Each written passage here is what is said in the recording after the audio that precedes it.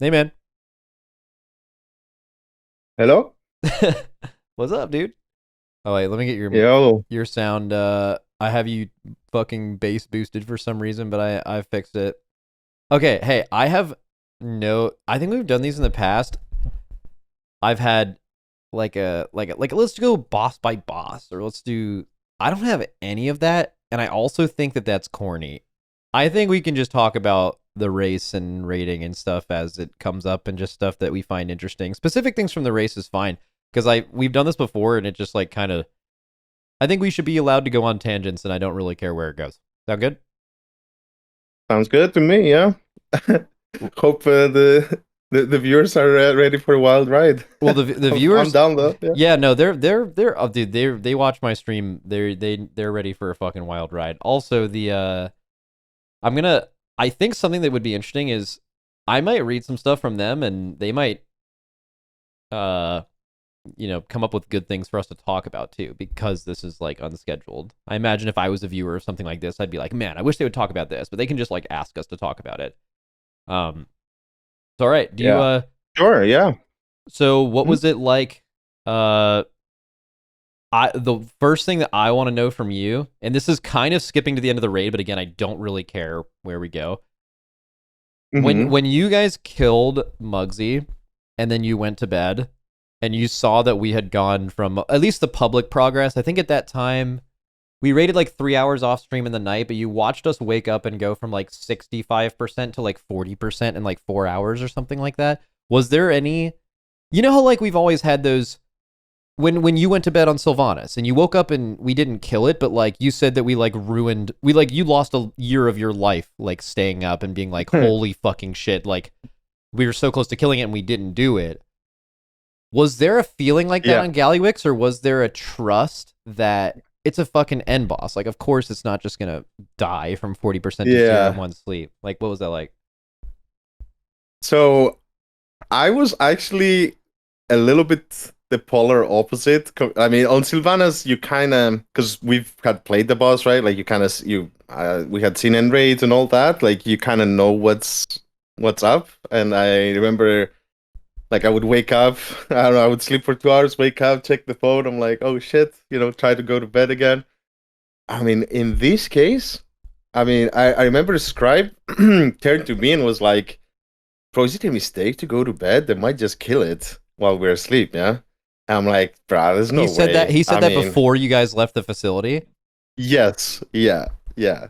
He actually did. Yeah, like he was next to me and he was like, bro, is it a mistake to go to bed? I think, like boss is going down, yeah? And I was like, bro, there's no way. I mean, and I still was, I guess, a bit too much on the copium that there there must be something really hard, or maybe an extra phase at the end or something, Like I was, I mean, I guess I was they could have done so many in things that. disbelief that, Yeah, they could yeah. have done like even P3 could have been like P2 was so easy and so slow that you could have assumed, okay, P3 obviously you're gonna like lose the part of the room. That was pretty clear, even though we haven't been there yet. But it's like they could have just like doubled Mhm. the size of everything, or made things twice as hard, or like made it an actual P3 instead of literally P2 with half the space, and that would have made it probably not dead by the time you woke up, right? But you did see how Yeah. slow paced P2 was, so that was kind of like I'm pretty sure our lowest pull at that point was like you. I think we saw like 2 minutes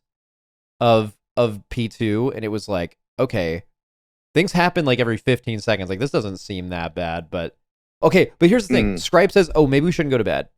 Because like and he's kind of like half joking, half like I'm assuming like, dude, this is actually like not doesn't look too hard. But could you imagine the Raiders' reaction and the community's reaction if you killed Muggsy and then we're like, we can't go to bed? Because in hindsight, that's kind of, I mean, you would have felt like that's the only thing you could have possibly done, even though at that point you probably already lost it. But like, could you imagine the like Raiders' perspectives? Yeah, that's I guess the thing as well. Like I was like, there's no shot that we would kill it, let's say, reasonably, right? Yeah. Um, so there's no reason to even entertain the idea. But I mean, of course, hindsight 2020, you could argue that there was a chance we could have. I don't think we would have killed it before you. I'm just saying there was a chance that maybe we could have killed it before going to bed, but that would have been at like pretty late in the day, in the night, right? Um, so, I mean, technically you could say it's the wrong decision, but I don't think anyone would Oh no make the no no! I decision think to it's the right stay up. decision. Yeah. You're only because like if you think about it that way, okay, we have to not go to bed. So if you were to take the exact same amount of time it took for us to kill it, or even the like we know this information so we'll kill it faster route, you would have still had to wait until we went to bed and then killed it after we went to sleep. But we just woke up, so like you would have had to not go to bed and then stay up for like another at least 12 hours, which is like not fucking real. And you're fatigued. That's like 12 hours of like Yeah. you're actually yeah. and you'd have to like problem solve the end too, so it would go a little bit slower than the stuff you've done. So like the only solution was you go to bed, you wake up, we have to go to bed, you can get a big slingshot from the information and then kill it before we wake up, or end up ahead of us before we wake up. That's the only way you could have possibly won. Like or the alternate reality is like you kill Muggsy way earlier, right? So you have way more time to like get far into the fight. Yeah. Like that's the real way, I think. Yeah, I mean, realistically, I think for us, had we had killed Muggsy a lot earlier in the day, I think that would be a realistic then to make a push to kill Gallywix the same day, right? Because then you can see if we had seen a bit further into the fight, and like in a sense, like you would just like I'm guessing now, right? Like I'm trying to meta guess how would we feel at that point, but if we would be progressing Gallywix and it's getting late, but we're pretty far in the fight, let's say, like 40% or whatnot, I think at that point it makes more sense to be like, let's just keep going until we hit a roadblock. Because like if you don't see something holding you back from prodding, then I don't think you go to bed at that point, right? Because then it would be a lot more real, the question, okay, what if the boss is not that hard? But yeah, I think with us being, I mean, we only played Gallywix how much, like an hour or so that night before going to bed. Yeah, yeah. I mean, I don't know. I guess I was like, to me, there was no question in my head, at least. I thought it was a bit like I actually slept quite nicely that night, I must say. And I Okay, woke well, what up was and the I was feeling? like, Okay, if you went to bed nicely, which like totally makes sense. I know that feeling. Like, I think the closest feeling like that to me is probably in a totally different circumstance is Razageth. Because I go to bed and I'm like, Razageth isn't going to die when we wake up because both of us have an extra weekend of like optimizing damage before this boss dies, right? So you go to bed like fucking feeling amazing. You're like, this is gonna be fun. This is good. You guys had way more like mythic grief torches than us, so that probably wouldn't have worked out well for us anyway. But like, you're just feeling, you're like, we're gonna progress the boss. Cool. We're in the last phase now, whatever. And then you wake up and then it's like, okay, the boss is dead. But that feeling was so strange for different reasons because of like nerfs and stuff. But I wonder, okay, you go to bed with that feeling, but then you wake up with the boss. Wait, did you actually wake up with the boss dead? Or was it? yes. Oh, okay. Or I didn't know if it like you had woken up and then saw it was going to be killed. Because that's like kind of my experience with Razageth. I woke up and saw the nerf, but you guys hadn't pulled yet, and I was like, oh no. and then it happened. It wasn't like I literally woke up, like we were walking to the facility. Yeah. I think I can't remember the exact times now, but I think you guys killed it when it was like 6 a.m. or something our time, and we woke up at 8. I want to say, I don't know. I think you had killed it like an hour, maybe 2 hours before I woke up, something like this. I mean, I opened, like, honestly, I opened I opened my I turned on my phone or whatever, and I was expecting to just see a percentage, right, like the best pool to get an idea. Then I just see like, wait a second, there's no boss. What's happening? And then I check the WoW progress, and I'm like, okay, I guess, what the hell? I don't know. It was very weird. I don't think I ever had this feeling before. It's a very weird feeling. Yeah.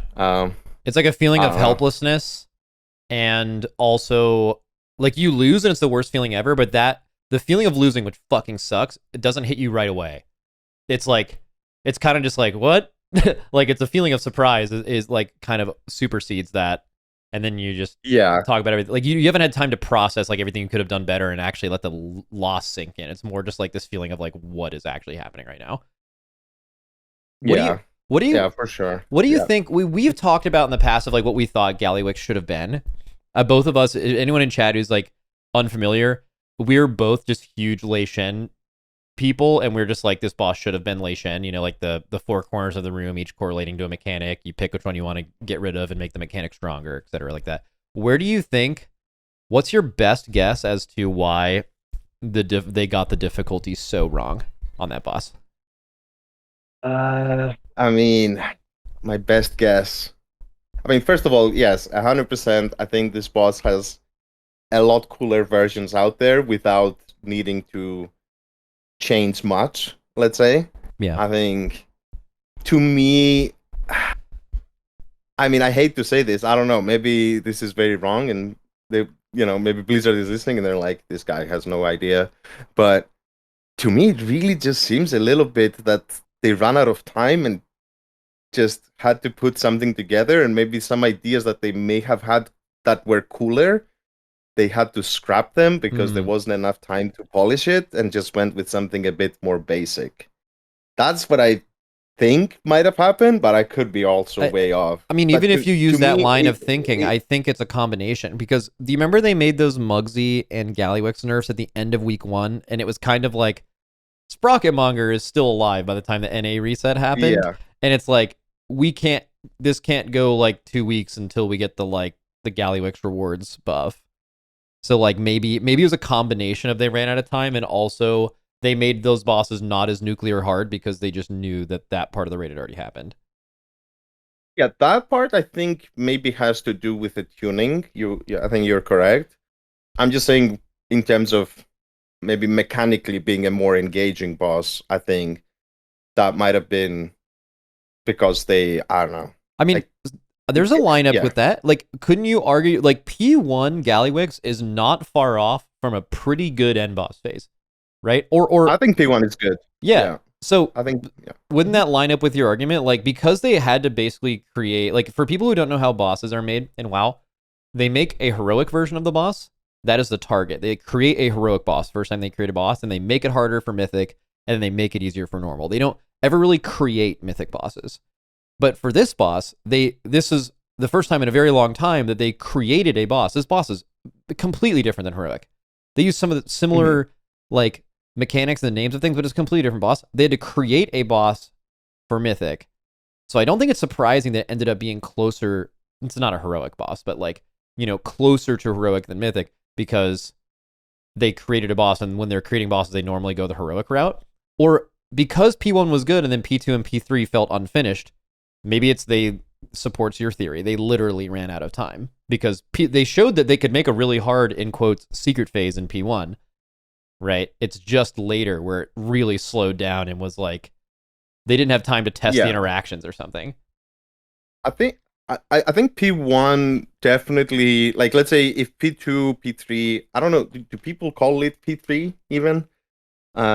It's In kind of like, I have no idea what people call it, but I've always referred to it as P3 because it's like because like you're doing that monotonous, like really slow phase for a long time, and then at least something changes, like half the platform goes away, and it's like, but you're right, it's not. It is P2 with less space, which is yeah, like if you look at any other end boss P2, even like another shorter boss or like easier boss, Sarkareth, right? Like P2 to P3 is a massive change, right? There's like P2 is like a learner phase if you want to use that argument, but it's like it wasn't even a learner phase. It was just the same phase in P3. Yeah, so I I think P1, the sad part a little bit with P1 is um that I think it's a pretty cool phase. I don't think it's necessarily like super hard mechanically, but what it is it has a lot of room for min-maxing, I think.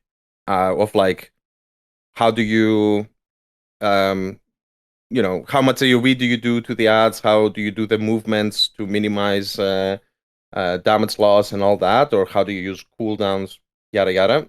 Um, And I think it's a little bit sad that like you know that feeling, right? Like let's say something like I don't know, a jailer or whatever, like some end boss where you've pulled 100 times or like hundreds of times, and down to like you know exactly the globals you're pressing in P1 by heart almost, right? Like you have min maxed it so much, every little damage loss you have figured Yeah. out how to The last boss like that for me was fix Ashara. it. Yeah. Yeah. So I think these P1 could have been something like this if the overall end rates was tight or whatever. So I think I would argue that P1 to me is a solid, let's say an 8 out of 10. Let's say, right? Okay, it didn't blow me away necessarily, but it's definitely um something that I think could really hold itself on an end boss. Uh, and pretty exciting as well, right? Like I think playing it as well. Now I've played also the raid. I think P1 is quite fun to play. So And it's definitely different. good. I Yeah. have they ever done the we're gonna give you 3 sets of ads and you can pull them at any time you want in this phase rather than spawning them in? No, I don't think so. I think Yeah, that's that's new. actually I think that is a very new tech. Yeah, And I don't think I've. I'm Hmm. surprised there weren't any like bugs with that, like them like falling through the floor or them like pulling randomly across the room and like becoming a huge problem. You have to like run and kick them. That actually worked pretty well. And I think there's a world where you play that differently too. Like for damage optimization, you could group them together. I mean, the way it worked out is you kind of moved across the room sequentially anyway, but that's mainly to Hmm. get to the ads, right? So like I feel like the way I thought that was maybe the coolest design thing of the fight just because it was completely unique. Oh yeah, yeah. I was surprised. Let's say that this was even in the game because the first pulls we did, we were like, wait, so how when do these ads activate or whatever, right? Like I couldn't even like because obviously once you guys started pulling it, I was trying to you know maybe take some pointers for us. um, but yeah, I couldn't even necessarily tell initially that the ads are there from the get go, right? I thought that they probably just spawn and then you just go and kill them, Mm-hmm. but they spawn one at a time. So then when we actually went there and realized this, I was like a bit surprised. Yeah, I think that's cool. I think they could do this also in the future for other fights. Like giving basically more choice of how you want to tackle a fight, I think is always cool. And you see that for phase one, and you would assume that you get a lot more choices as well later on. But it I mean, actually, I yeah, I wonder. think that's the saddest part that they didn't allow you to cook in phase two, basically, or I mean, you could argue your choices in P1 affecting P2 in a way bigger scale. Let's say, Okay, I yeah. I actually have a slightly different theory for why the fight was Hmm. so easy. Not that they necessarily ran out of time. My like deep weird tinfoil was like every secret phase besides Archimond ever was actually pretty easy. It was just about getting there, like was the hard part, and that they made the whole fight a secret phase. So of course, like the fight is easy. That was like kind of a basic, kind of a Mm. non-stat stat. But then I thought, okay, when was the last time? Like, what is the mechanic closest to the auto clasping bombs or whatever? Right, just having something on you to where you die and the entire raid dies. Like, it's kind of fire axe seeds in a way. Like, not really because you can get hit by things, you Mm. just can't die. Like fire axe seeds is like you get hit by a mechanic with them and you die, but uh, Yeah. the whole raid dies. I think that mechanic scared them. Because like how hard you can make a fight where if 5 people die at any point, everyone dies. That's a pretty volatile interaction. Like you can make like not this fight specifically, but you can make any fight with that mechanic like 5% harder, and it's like multiplicative difficulty increase because of how hard it is to learn because of just your raid. Like that never happened on this fight. Like the amount of times in all of our progression where we wiped and it's because someone with the bomb made a mistake and died. I actually don't. maybe there was like a couple of them or something. Like that's not what happened. That's not how you died. But I think they were probably scared of that mechanic being just like basically the concept. Hey, what if you gave 5 fire axe seeds at the beginning of the fight, basically, and then it's like, okay, well that's going to be the hard part.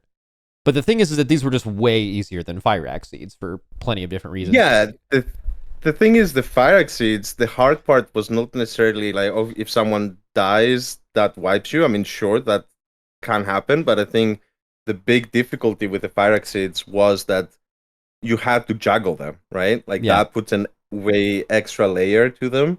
So yeah, maybe they were scared of introducing a mechanic that is, like this is the most bare bones thing you could do, let's say, with such a thing where someone dies, well, you blow up. Wait, what did you think they were going to be, by the way? Okay, yeah, that's what I wanted to actually discuss. So maybe this is interesting as well. I don't know for the viewers, but definitely for us, is the theories, I guess, we had of how this will work out. So I'll tell you, I guess, one of the things we had thought of. Okay. There was this thing where it said that it locks after 0.5 seconds. Yeah, it used to be 2, right? And then they nerfed it down. Yeah, so the fact that there was a number and then they changed it was, I think, I don't know, at least to my brain, it's definitely, I was 100% with you. I was 100%. You're going to have to like juggle these, or you're going to have one person pick it up and then throw it within 0.5 seconds. And if it locks on you, you wipe. But then I'm like, that just sounds like the worst mechanic ever, if that's the case, right? Yeah, so I thought when it was 2 seconds that, okay, they want you to create a chain where you throw it, dunk, and then that's it, right? And then we thought, okay, maybe the last guy who dunked, maybe he gets it locked to him, so then you can't use him. But then what if you dunk it within those 2 seconds? Then it's fine. So that didn't make sense either. Another thing is that I thought, okay, the reason why they would put something like this is so that you don't have the same person doing it over and over and over again. But then I thought more in the lines of maybe... I thought Ansarek. Yes, I couldn't remember the name. Ansarek, where you have... Essentially, you run out of people at the end, right? Correct. Yeah. So you would have to do... you would have to engage everyone to do this. Yeah, I basically thought there was going to be way more of the Giga Technicians, just like in Heroic, where there's a million of them, like way more bombs. You're going to have to use those bombs for more things. And then basically you start with 3, you end with 6, then you get 6, 8, or 6, 9, 12, 15, 18. All the like non-tanks is usually how they make that. And then like by the end of the fight, it's like if anyone dies, you just blow up. Yeah. That was what I landed on as being the most likely thing, and then we pulled the boss, and I'm just like, what? Okay. Yeah, it's a bit bizarre that you only need so few people to engage with this mechanic at all.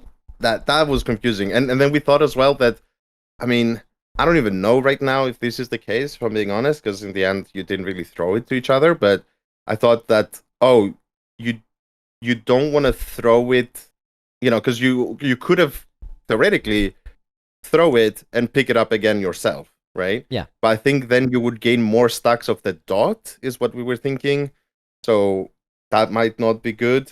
I don't even know if that's true right now. I mean, but yeah, I mean, I guess you can't even throw it, right? Like it just is it possible at all to throw it even if you spam it? I don't know the answer to that. I know on the very first pull that we got past the like spinning laser part, I was trying to find out like, okay, how exactly does it work? And fired up, picked up our first bomb, and it was on the PV, and he just looked at it and he was like, okay, it's just on me forever. And I was like, I didn't know if he fucked up. I didn't know if it was like, okay, you held on to it too long. I don't think. Okay, because the tooltip says 0.5 seconds, it makes me think that you can throw it if you like, but I'm pretty sure you can't. I think you pick it up and it's just on you forever. And I wonder if Blizzard knows if this was their idea the whole time, how much them making it go from 2 seconds to 0.5 seconds just absolutely fucking baited us into all that was a hard debate. Yeah. Very bait. I've never felt more baited about something in it being so basic. Yeah, and the other thing I thought that was weird a bit is that it only takes one bomb basically. That you only need one bomb to trigger the the Giga Zaps to stop or whatever. Because I thought, okay, they introduced this mechanic where you need to pick up the ions, whatever, like the lasers from the ground to charge it up.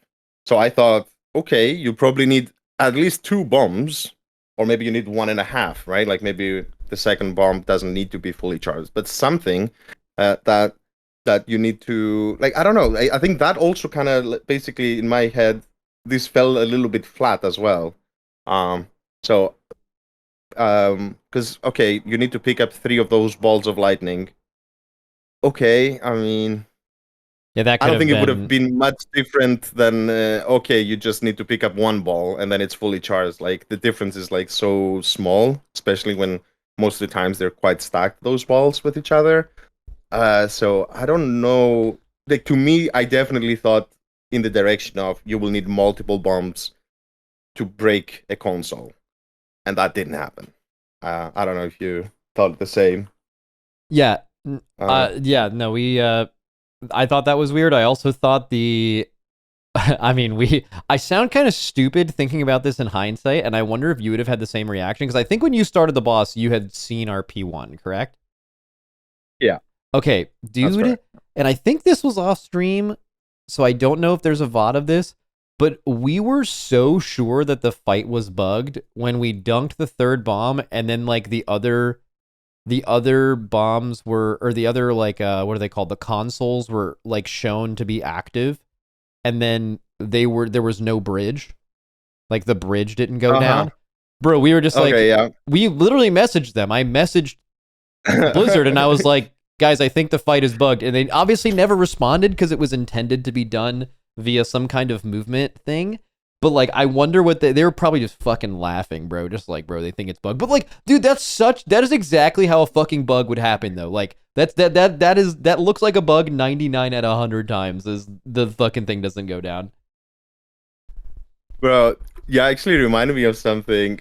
I mean, taking you way back in the past, but I remember we had a similar situation a little bit with Kill Jaden back in the day where I mean that boss was just crazy, right? Yeah. Like and then when we reached, I remember we reached the last phase and then the dot that it applied to the whole raid, unavoidable damage, was just it was unhealable, yeah, like just Yeah. flat out. And then I remember we messed them like, yo, this is crazy. And then eventually they nerfed it. And then I guess I don't remember who or how we had some sort of contact. Maybe it was via email or something. I don't know back then. And then I remember we were like reporting as a bug that the fight, right? Like Kill Yeah, yeah, Jaden. yeah, yeah, yeah. Like yeah. So the the red circle, the fire, whatever in the last phase that you go inside to take the Yeah. stacks, like Mm-hmm. so you don't get extra stacks. So that disappears, and we were like, "Hey, I think there's a bug in the fight. This thing disappeared. Hello, like you need to fix this." And then they message us like, "Yeah, I mean, is it like did it disappear with health remaining or something like this?" They mentioned, and we were like, "What is this guy talking about?" It turns out we had not realized because you could only see it if you had the default Blizzard boss frames, and no one was using that. That those rifts, yeah, I think they were Had called rifts. HP. They had HP, so we were just playing without any knowledge that we had to take that into account. We get that message from them. I was like, guys, I think we're missing something in this fight. Yeah, like this is we felt pretty stupid Yeah, at, at that point. I Yeah. like how you said like, oh, you had to send them like an email or something. It was that, or you had to like just know a QA tester that used to raid in your guild or something, and you would like reach out to them for support. And I think like famously the most ridiculous thing we got from that was we were doing Fetid in Old Year, and we were like, well, this seems kind of bullshit. And then we messaged one of the QA testers, and it took him like an hour to get back to us. He like fucking talked to his boss or whatever, and he was like, yeah, have you guys tried swapping faster? And he was 100% fucking serious about the pustules. Obviously they nerfed it by like 30%. I want to know something Mm, from you. I get this question yeah. all the time, but you're one of the few people who can actually answer this. And the question I get is like, Max, how much better have guilds gotten over the years? Like, how much better is your guild now than it was in Castle Nathria, than it was in Oldir, right? And Mm. usually they frame it as like, how fast would Liquid or Echo of today or from the last year have killed really famous bosses from the past, like Fallen Avatar and killed Jaden. And from someone Mm. who killed those world first, obviously it's hard to account like for how fast can you kill a boss in an unkillable state if it ever was and it was nerfed. But like, how fast do you think? First of all, how much better do you think the guilds have gotten just in general? Because I know how I feel about this, but I want to know how you do. And then, how fast do you think a current Echo or Liquid or like meta modern Echo and Liquid could have killed a boss, like killed Jaden or a like notable boss from the past? Well, Kil'jaeden definitely would still need the nerfs because it was literally unplayable. I don't think any kind of. Yeah, I mean, you just can't suddenly do 50% more healing, for example, in the last phase. So that's beside the point. But I think a lot faster for sure. I think, I mean, naturally players have gotten better over time. Just with, I don't know, this just happens. I think in any game, right? yeah. I think that is at least the truth until, let's say, potentially you can reach a limit of how good you can play the game. That was But a shout out I chat. mean, the game keeps evolving. That just playing the game over years, you just accumulate knowledge, and then you could argue, oh, some new player comes in the game, they don't have this knowledge. Yeah, but it's been accumulated from the rest, right? And this is something you just have. Like from learning from past mistakes or. So I think player skill definitely has increased, but I think the biggest thing that has increased is for sure just the overall structure, like the team from the outside, just how you prep for it a tier. I mean, because it's miles ahead of what was back then, right? Like Yeah, back then we were doing everything so natty, like there was no one on the outside. Yeah, the outside was people on the bench who were like, "Yo, put me in, coach." I yeah. think that was pretty much the case. I mean, yeah, there was no streams as well back then, so I think to answer your question, I think a lot faster. Like I would say at least twice as fast. I would say on average, That's like that kind exactly of what that's era of exactly what I bosses. guessed was. Dude, I even felt like okay, so like we started going for the race to world first in old year. So like your timeline as far as how back you could go to compare is farther back from that. But like I was just thinking about our guild from like even a couple tiers in, like Eternal Palace to like Castle Nathria, 2 tiers of difference. Or Hmm. Castle Nathria to Vault of the Incarnates, or just like one expansion. Like I feel like the difference in your guilds from one expansion is fucking huge. Like I Yeah. don't I think about going back to like, Sire Denathrius as our guild now. I'm just like, bro, that boss would have died sub 100 pulls, no question. Like you would have fucking smoked that. But now it's a little unfair because everyone's just gotten better in the last 4 or 5 years, but uh Hmm. and obviously all the preparation has gotten better, but you even think of a boss so recent and you're just like the level of skill. I really feel like the player skill specifically when we spent those 2 years recruiting like basically everyone, like once both of our guilds could actually like offer a player's salary, which was like a newer thing after BFA, and like we could actually get the best player from the world 15th guild that never would have left in a million years, but now he will. And then like you recruit Peace's best player every single tier for 2 years, and then Method's best player every tier for multiple years. And it's just like the player skill got so top loaded that you were just like you're like 18th player in the raid is as good as like how good your top 8 player was like even like a couple of tiers ago. That's the way I looked at it, and was like the just how much better in a Yeah. shorter period of time is insane. Yeah. I think. Yeah. I mean, it's, let's say most people that um are really good at the game. I think they keep playing. The only reason I think is um like that you could argue, is there something that takes away from this argument. I think the only thing is maybe some people quitting because of the time investment needed, or maybe I don't know, they're fed up with the game, or they want to do something else with their life. But I think that is not too many people. So I think a lot of people have been playing this game for so long, and let's say the more they stay in the game, the more they accumulate more and more. So yeah, I think it's become very top heavy. I mean, how many like you said. players have you lost in the last, I don't even know, like couple years to like, I've done this long enough, I'm chilling. For me, Yeah. that's like maybe one, maybe two. It's pretty uncommon. I think the reason why is because once you get addicted to this shit, like obviously WoW gameplay is something, but like being able to play, and this is something that a lot of people in WoW actually struggle to find at any level, which is being able to play with a group of people that you enjoy and are actually have pretty good skill parity. Like no matter how good your guild is, like you could be way worse, but you could have skill parity. That's like the WoW rating becomes and people actually show up on a schedule. Like WoW rating becomes just like the most fun shit ever. And if you get to throw in the fact that we're, the only two guilds that actually get to figure out these bosses instead of just, just like watching a video of it, you're doing something that you can't get from another game. This is the only place you can do that. So I think that's why people usually don't leave, is because this feeling is literally irreplaceable. You cannot do this anywhere else.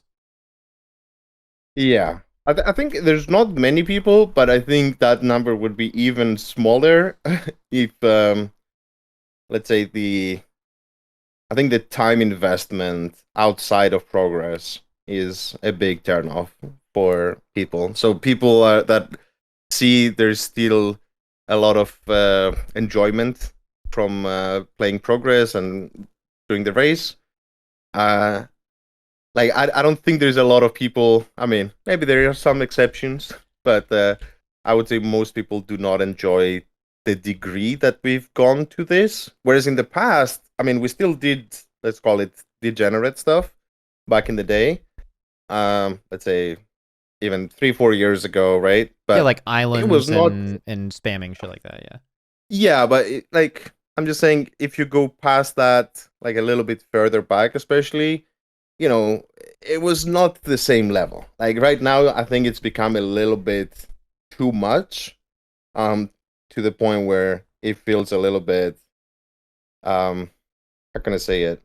I don't know the correct word, I guess, but dude, I have a full follow up. This is actually something I wanted to cover. Was how far do we go? Mm-hmm. Where how much is 0.3 eye level, raid eye level from a couple extra splits worth potentially losing one of your best players in farm? Like that's one of my two biggest fears for the race is, if any people chatters are listening, like I don't know if there's ever been a tier in the history of the race as we know it, since it's been streamed in old year, where the preparation for the next tier has not been harder to do than the previous tier, has not asked for more characters, more splits. We did an entire heroic week at the beginning of this expansion, and we're like, oh, so we'll just do more characters than we've ever done before. And then we just brought the same amount of characters into this tier where there wasn't a fucking heroic week. We were doing like splits for like 3 or 4 days, like when basically how much of that bullshit and the upkeep that happens in farm and like what's the end point, right? Because you'd never want to be less prepared than another guild. But when you have this hasn't really happened to us, but when your best players start to be like, yo, this isn't fun anymore, you're not going to be a better guild in progression by having 4 more characters than another guild and running a few more splits and having a little bit more eye level. If you lose like just any amount of your players that you've had for a long time that are fucking sick, you're going to be a worse guild, So like basically what's the breaking point? That's a good question. I don't know if it's quantifiable. I would say we are definitely around that mark, though. Yeah, I don't know if there's much more, let's say, to do. Like you said, right? Yeah. Like, there's no point going. Look at this last race. I think it was about 3.5 days of splits. Like before I think on the 4th day we killed the easy bosses in the raid, right? So it was like 3.5 days of splits, essentially. I mean, that's literally half the reset that you're doing non-mythic raiding. I think if you start going past that, it starts getting a little bit like, what the hell are we doing, right? Like, because I think there's no point as well to increase, let's say, how many characters you do if you're not going to use them when they matter. So I would say, I don't know, 3.5 days is pretty significant. I don't know. Going past that, I mean, sounds Dude, I think less. spooky to me. Now, splits in progression fucking suck. When there's no heroic week, it feels so shitty to just not be in mythic. But I almost even wonder about like the farm too. Like, it's only like 2 or 3 days, but it's just a lot of runs. It wears people down, especially tanks and healers who like rarely ever get to sit from them. You know, we try to do a good job of like giving people time off so they don't like absolutely hate the game. But like people love competing in progression, but I think that another thing is specifically what the time. So like, what would you rather do? Would you rather grind islands for 2 weeks on one character, or would you rather have 15 hunters? Because they're both like the same shit, but I feel like the second one sucks so much more because you don't have any 100%. identity. You don't have any identity with any character you're playing. It's not like you have a hunter and then a DK and a rep paladin. It's like you don't even know who your main is. You literally do all these splits, and then randomly someone messages you with a loot string, and you log over, and then like you just like RNG get traded 15 pieces of gear from a run you did 2 hours ago, and you have like and then I guess this is my main now, you know. And that's what I mean, where it has gotten to a point where you just feel like it's very detached from playing a game, and it's more like I don't know. It's like working in a factory in a sense, or something like this. Yeah, it feels a little bit weird to how we've. I mean, you can argue you brought this to yourselves. You know, it's self-inflicted, but I mean. Literally, yes, that's true. Like we have done this, but also you can never like imagine going into a race, the thing you care about the most, the reason you do all of this every like on average 6 months, and you're a little bit happier in farm, but you showed up with less characters and less eye level than someone else, and that's the reason you lost. Then it's like you can't do that. Yes. So I think 100% to answer your question earlier, 100% I would prefer the one character. Now, when I was more actively playing, let's say, there was one good thing. You will not care about this at all, but there was one nice thing having so many characters, and that is because it makes farming stuff in the game easier. Like mounts and shit. Fuck yeah. But there's a lot of people in chat that can relate to that. Yeah, I mean, I would consider myself a collector, and occasionally I get the itch, and occasionally I don't. And I will say now that I am only playing one character basically in the game, that's the one thing I miss a little bit with all that. You miss having the characters. That's crazy. Like when chat's asking me like, how do you feel about being outside the raid and stuff like that? The first thing is I'm like, bro, I'll tell you what, I was falling behind when we were farming artifact power. And I would be in absolute fucking hell having 15 characters. Like that sounds like the worst thing of all time. And you're just like, you miss that. No, okay. I miss not having the characters to do the stuff that I want in terms of I don't know, farming stuff or whatever. Like, let's say, okay, I'll give you a stupid example. Like, it's you know, there's what is this currency called? What is the resources in this expansion called, man? Resonance crystals, right? Sure. Like, bro, I'm starving. Yeah, I don't have any resonance crystals to buy anything. But back then, when I played, and I would have, I don't know, 10 plus characters, and I would blast all the content, I would swim in this stuff. So the only thing that annoys me, it's not maintaining those characters. I did not enjoy that at all. I'm with you on this. It's just the side stuff that comes with playing so many characters that in terms of collecting stuff in the game or whatever it is, it's like a lot easier if you have multiple characters and doing all of that. Anyways, I mean, it's like I'm just weird with that. There's only I think I'm there's like 2 or 3 other people in the guild that collect stuff. Yeah, I don't know how it is there with you. Do you have any collectors? I'm In pretty the sure guild? Sang is like one of the biggest collectors in all of WoW. Like he is, I think, every mount in the game, but 2 of them. And I don't think he's an Oh, achievement. that's Maybe, cap, bro. That's cap. There's no way. Two mounts? bro, No way. bro. I Okay, I, I I might. challenge. 1 second. Okay, let's challenge it. I'll fucking go to his guy right now. I hope I'm not Hey, slandering him. no way. What is the Is it Simple Armory? Is Simple that armory. yeah, Simple Armory. Let's see. Yeah. I hope I get his character right. I know how to spell his name on Twitch. I'm assuming that character is still on I, Illidan. I am linking my character as well for reference. Let's see. Am I gonna get destroyed? I don't know. Let's see. Collectibles. I hope this is the right character. Sanghelios, but here he is. So Sanghelios has I made that the fuck up apparently. He has 1,026 mounts out of 1,085. Oh, let's go to 1,039 here. You have Going more? strong. Oh Yeah. shit. Bro, little bro fell off. 1 second. Hello? I want to say that statistic that I just said was closer to true before this expansion when they maybe added more or something. Oh yeah, like Visions Revisited just got added. There's a bunch of, at least out of the amount, but dude, I didn't know you were built like that. That's crazy. You're a huge collector. But yeah, we have a few that do like achievements and mounts and stuff. I would say it's pretty rare at this level to find that, but also like half of our guild is EU transplants, and I feel like if you're gonna ever transfer regions, Yeah. you have to not care about your account to begin with, right? So, or if you did, you have to give it up. So I feel Okay, small tangent on that. Small tangent, real small.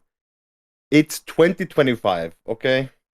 How can we not be able to transfer across regions is beyond me at this point. Wait, what? They tell me one good reason why it's not done. I mean, there's not a good reason, I but could I not imagine Blizzard imagine it. would tell you that it's some kind of like technical thing, but I mean that just can't be Oh, true. come on. Because it's not There even is like no it's shot. not even transfer costs. Because if you could actually transfer for money and or somehow connect them or whatever, like they could even monetize it and it would be, yeah. I mean, it's the likely answer is it's just like a 20-year-old game, but there's no good answer. Okay, I think it's all zeros and ones. Yeah, you can literally just make a copy of your account if you wanted to. It's not. I don't know. I I would not. I would definitely raise an eyebrow if this is the actual reason. Bro, If that's what they people are used to saying do at it back least. in the day. They used to Do what?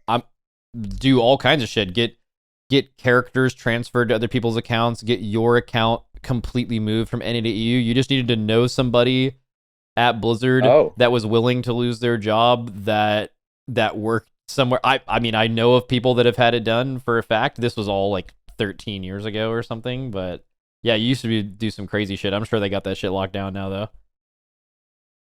Yeah, I mean back then, at least I think it's just that the game has progressed a lot. Like back then, I could see an argument as well. Like they were quite protective of like, oh, this would disturb the economy or whatever. But come on, bro. Like right now, I don't think any of that Oh stands as yeah, I much. could see that. Like Yeah. the value of gold in EU and NA is different. So like that would change if it was able, Yeah. but also like who cares kind of thing. There's a Who fucking cares? WoW token Yeah. in the game, man. You could standardize the cost of gold really easily. Yeah. But yeah, I do know of some stories in that regard that you said. Yeah. Yeah, Didn't absolutely. tap into that to me. You know what I'm actually the saddest about? I What? should have done some sketchy shit like this to get the one mount that I'm missing that I'm so sad I don't have. That's the Black Proto Drake, man. I should have found an account and do some finagling. Yeah, I But I mean, back didn't. in the day, you could have easily Yeah. done that. Yeah. That also makes It's me wonder how. Okay, so do you know how when all of our guilds stopped account sharing, which was like Tumas Sargeras, after Tumas Sargeras, like when they did all the big punishment for like RMT and stuff at the end of Nighthold and all that shit. I know at least like every guild that I'm aware of, at least after Tumas Sargeras stopped account sharing forever because they were banning for it. But if you think about it, they were only banning because people were account sharing and logging on buyers' accounts to do runs, right? They never, Mhm. to my knowledge, like banned people for account sharing in like the Race to World First, for example. Like famously, there's a couple of kills in Method, especially where like I think like there's like 3 of Zerip's characters in the raid, because back then you just didn't, that they just didn't care. They didn't get you in trouble for that. It didn't matter. It wasn't affecting the economy or whatever. It was just like a Race to World First thing. Yeah. My question is, I know for a fact we haven't done that. I highly I haven't checked, but I like almost certain that you guys have never done anything like that. But I think we probably could have, and I don't know if Blizzard would care. Like this whole time. Like I don't know if they would easily be able to find out, first of all, but no, I mean, you are correct. I like, to my knowledge, this has not been done in a very, very long time. Like you said. to my knowledge, I Yeah. don't think anyone in the race has ever been banned for account sharing someone else's character to perform better in the race. I don't think that's ever happened one time. But people did get banned for account sharing, but it was purely because they were just logging on buyers' accounts. But I like imagine it would be pretty easy to do at our event / like kind of hard. Like it'd be easy to do, just have someone play someone's character. But what happens when like the camera's doing some like behind the scenes shit, and then there's like a Reddit post, and like Lip's character's in the raid, but like literally Lip's character is mid boss while they're showing a POV of the kitchen, and like Lip is eating dinner, and then it's like. And then there's just a Reddit thread, and it's like, okay, well, what do we do from here? After that, Blizzard would be forced to do something, right? So I don't know. We're not going to do this. But kind of my point, can you imagine how much less characters we would need if we could actually account share? All you would need is one geared. You need to have 3 or 4 Moonkins potentially for sticks, but no other boss. But but you need 4 individual people to all get a geared Moonkin. But what if you just needed 4 geared Moonkins in total? That reduces the amount of runs you need, and like by a lot, you know? So like all I'm saying is account sharing's good. Is basically what I'm saying. I mean, that was basically the way back in the, let's say, the non-streaming days. That was essentially the workaround for the lack of splits, right? Because you needed X amount of one class. Well, we don't have enough people that have this, but we have one guy who has both geared. So it's essentially, this has been essentially replaced, I would say, in a sense, with just the sheer amount of splits that we're doing nowadays. Yeah, I mean, if account sharing was, let's say, allowed, I mean, you would definitely need a lot less splits to reach the same result, I would say. Because you wouldn't care, I guess, who has the loot as long as the characters exist.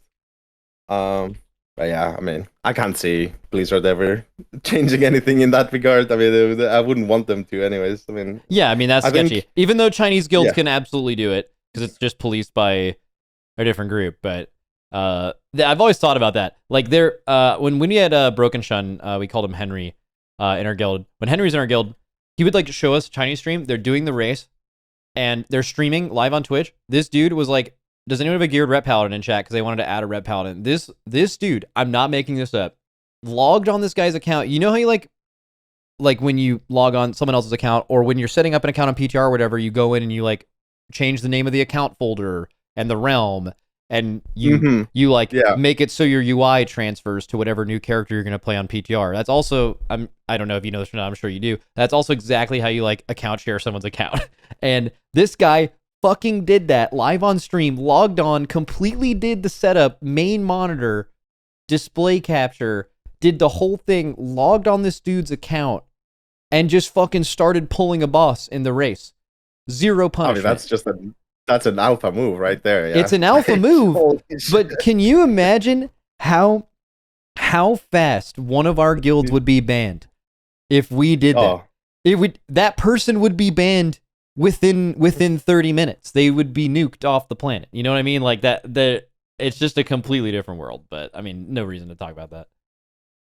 Yeah, I actually don't know. I mean, the one thing that I thought always, looking from the outside a little bit, is there is no shot that the same people can do so many pulls on the bosses with sleep included. So my thought was that some of these guilds either are Oh account sharing yeah. and having other people play when like they have two sets of people like they Yeah. alternate sleepings, Complete or nuts. or they just have, you know, they just replace people, I guess, but then you would need I to mean, is gear it more really? I've characters. actually never paid attention to it. When you're seeing these guilds pull Tindril and Ansurek 1,000 times or whatever, like, is it actually that they're getting those amount of pulls in like too short of a time? I'm pretty sure they're just wiping in the first 30 seconds, and then they just don't talk and they just keep pulling. Bro, if you do that, you can do 100 pulls in an hour. You know what I mean? Like, you can just keep doing. Yeah.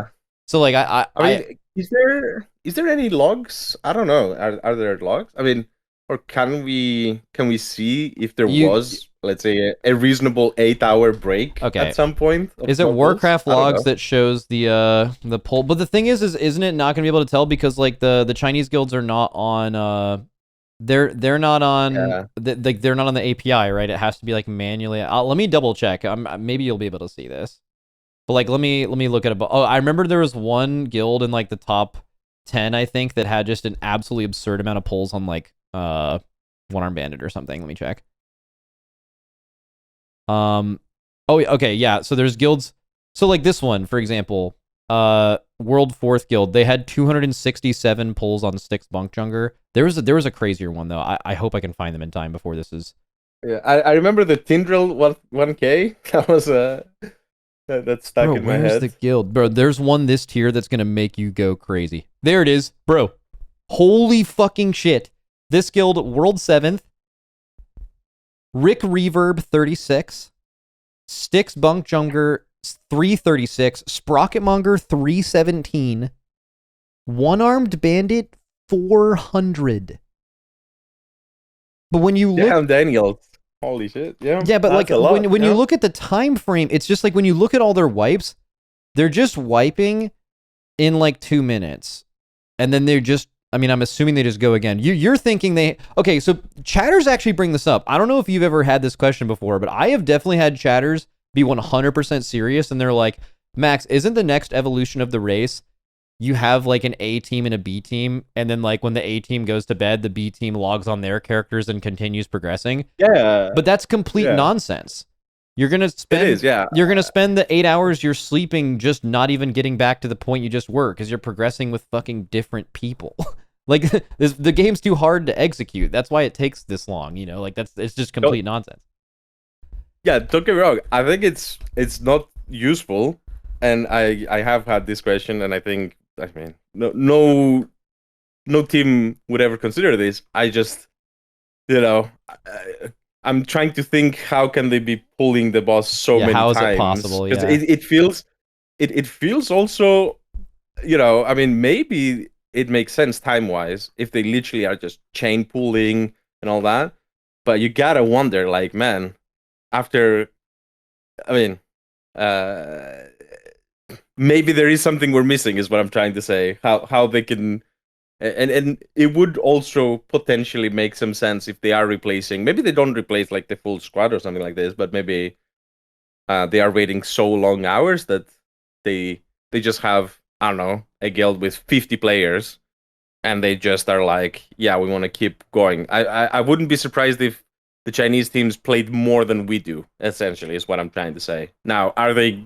doing the whole A team, B team, like full swap? yeah, Maybe probably not, not. but But like, yeah. okay, it's like it's kind of how the Russians played, right? The Russian guilds did not do the like we used to pull a lot. Like I think the narrative behind you were Method at the time, but like Method and Limit was Mm. Method took way too long in between pulls, and when you won, it was because you're so smart and strategic. And when you lost, all your fans were like, "Man, why don't they just fucking pull the boss?" You know. And then like Yeah.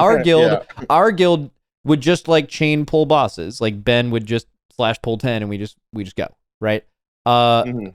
And then that was considered like we thought we were on the far side of things, bro. The Russians were on the far side of things. The Russians, I am convinced, did not say a word in between attempts.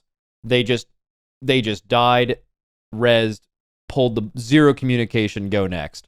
right? And I think the Chinese guilds are basically just the farthest extension of that. It's that, or they're just like really, really not good. They're trying to do something like when you pull a boss 1,000 times that was killed, and all of that with a video, and it was killed in less than half of that in another week where you have more gear than those people had. I mean, you're just banging your head against a boss you're not good enough to kill, right? Like that's the only thing that could mean, is you were just trying to do something you're not supposed to be doing, and you're just you're not giving up. Yeah, and honestly, I don't even know if anyone would think this way, but I would almost be concerned about their hands. Yeah, like pulling a boss. Oh, actually, true. Just one boss. Like, I don't know. I mean, it's not like I wouldn't say we've run into this problem, like you said as well. I'd say we've been on the side of maybe not pulling fast enough. Although I do think, I think we've come maybe a little bit closer in that regard over time. Like, I think we've learned, we've learned to pull a bit faster, and I think maybe you are not chain pulling as much anymore as you maybe did in the past. I could be wrong, but I think definitely not. We're a bit closer, at least in. I think we're very close in how we do things. Yeah, we were probably too far on that side of it, and you guys were too far on the other. Like, just things like, I remember when we first saw P3 Fyrak, we had basically we spent an hour, once we knew how the whole phase was going to play out, which was I think our third pull in there, we just kind of strategized it as a guild, and just absolutely what we should have been doing which is what we do now, which is what you guys do now, which is you have someone else raid lead the boss, and then I and someone else, or you and Scripe, or someone else, just you do that while you also are giving them time to execute and learn the fight. So you're doing two birds with one stone. You don't need, it can help to have more people involved, but also there's just more value in splitting it up. I think that is part of it.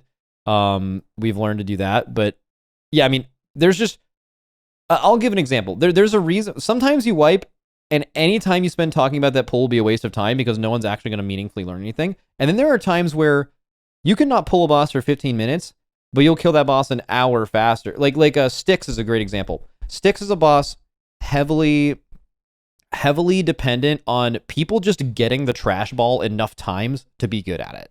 And it's really random. It could take you 15 pulls to get a ball, right? So by taking someone's POV of them doing the ball perfectly, doing it extremely poorly, or making a good or bad decision that is significant in any way, by showing that perspective to the entire guild, can save that mistake from more than half of them by them having to make it themselves. It could be a very reasonable mistake to make, but one you would only know by doing it.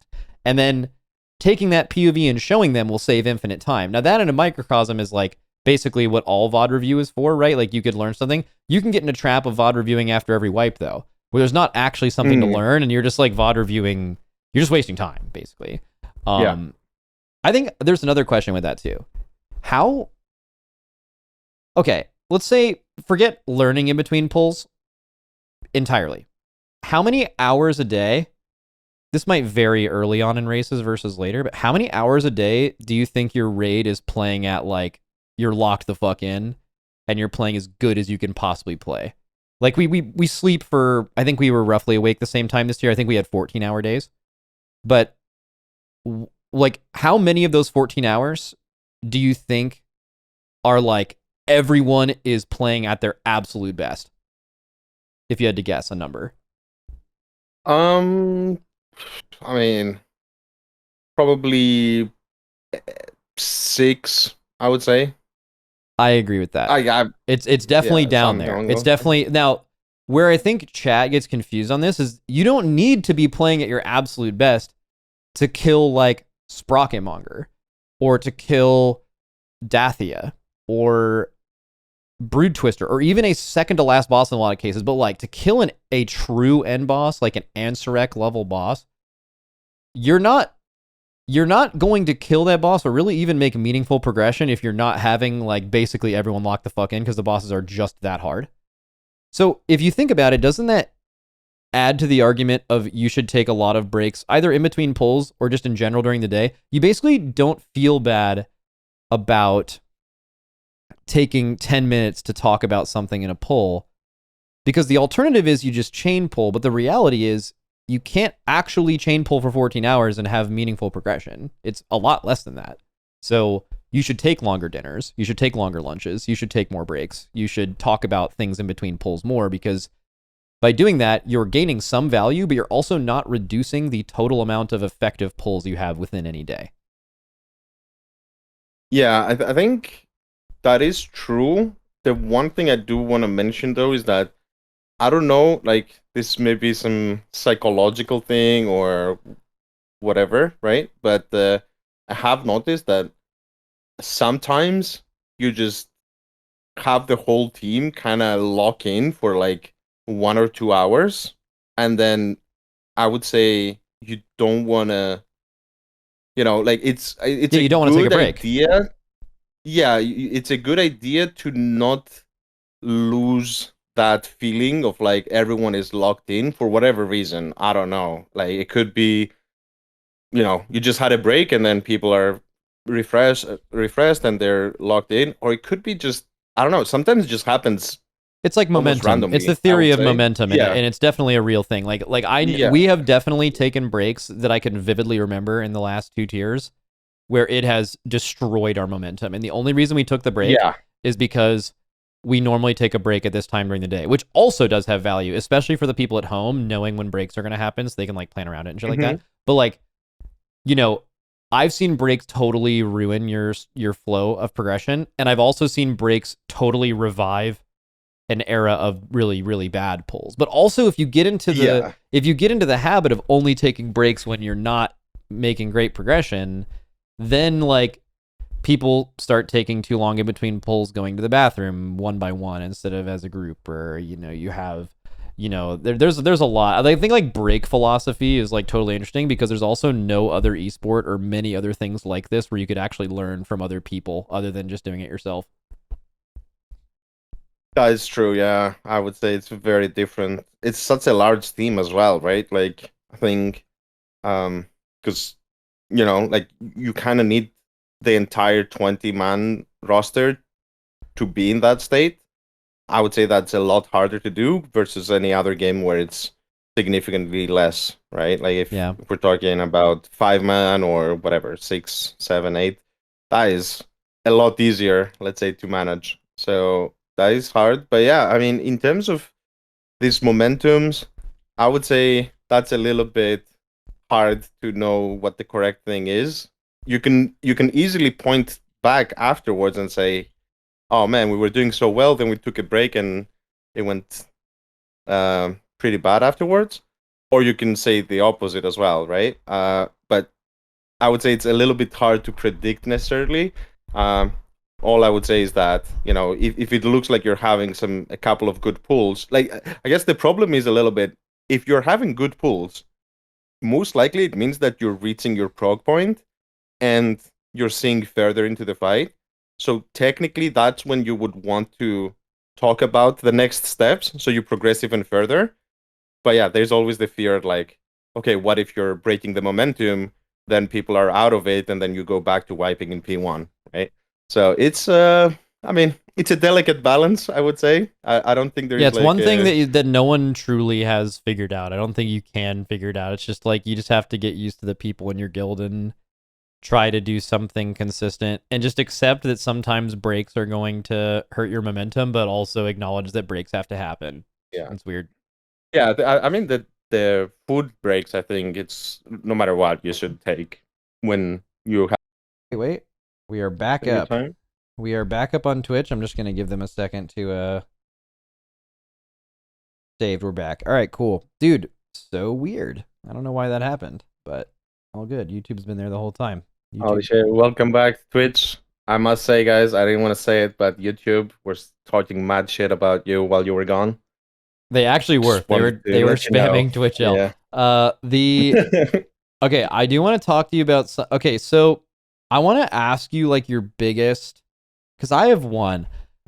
Just what is your biggest fear for the race. We kind of already talked about one, which is like increasing the effort enough to where like your players leave. Do you have? I'm kind of putting you on the spot here. I didn't give you like a lot of time to think about this, but do you have anything that pops into your head that's like this is something that's happening with the race that if the race were to ever die or become way less popular, you could look back at this and be like, this was a really bad thing that we did. That we did. Like, you mean from our side or from Blizzard's side? That's interesting, actually. You could throw it to Blizzard's side. This is the one that I'm thinking is definitely something that we're currently doing. But I think it could be interesting if you have something from Blizzard's side that if you think is like an issue. I mean, obviously, like global release, big one, right? Yeah. No, I think honestly, I mean, there is one time when I thought, man, if every race was like this, I think I would not continue like to play. that was Starcraft Aber's. here, right? Yeah. Yeah. Because I thought, like, okay, like we said, right? Like, we do a lot of characters, a lot of prep, a lot of splits. Like, you put all that effort. And yeah, self-inflicted. I mean, if Blizzard were to either remove all this, let's say, time investment that feels a little bit monotonous and quite boring and all that, then I wouldn't mind it. But I think the combination of us feeling, I don't want to say forced, but essentially, right, like we just do what we do to win. If that doesn't get, let's say, rewarded with a lengthy enough race where you get to play the game enough to enjoy, it's like, I don't know, it's like putting all of this effort and you want to, when you get to the good part, you don't want it to be over so quickly, right? Yeah. So I think that was the only time where I felt, I mean, back then I was playing as well, and I just remembered, like, okay, I don't know. I mean, I barely had forgotten about the splits we were just doing, and now suddenly the race is over, and it just, I don't think I ever had this feeling apart from that. So that's what I would say, that either or works for me. If we don't have to do all of the splits and the 15 characters and all that, I think it's fine if a race lasts a week, or let's say, I mean, that race was essentially what, 3-4 days of Mythic Prog. But yeah, or the races before that or since that, I think generally speaking have landed around the 12 days or so. It seems like that's the current, I think, like with the splits included, it seems like races are around 10 to 12 days right now, which is definitely more. Like Castle Nathria, BFA, like early Dragon. It was like 8 to 9 days was like so consistently what they were aiming for, and that number has just simply increased by multiple days now, outside of Aberys, which I think is good.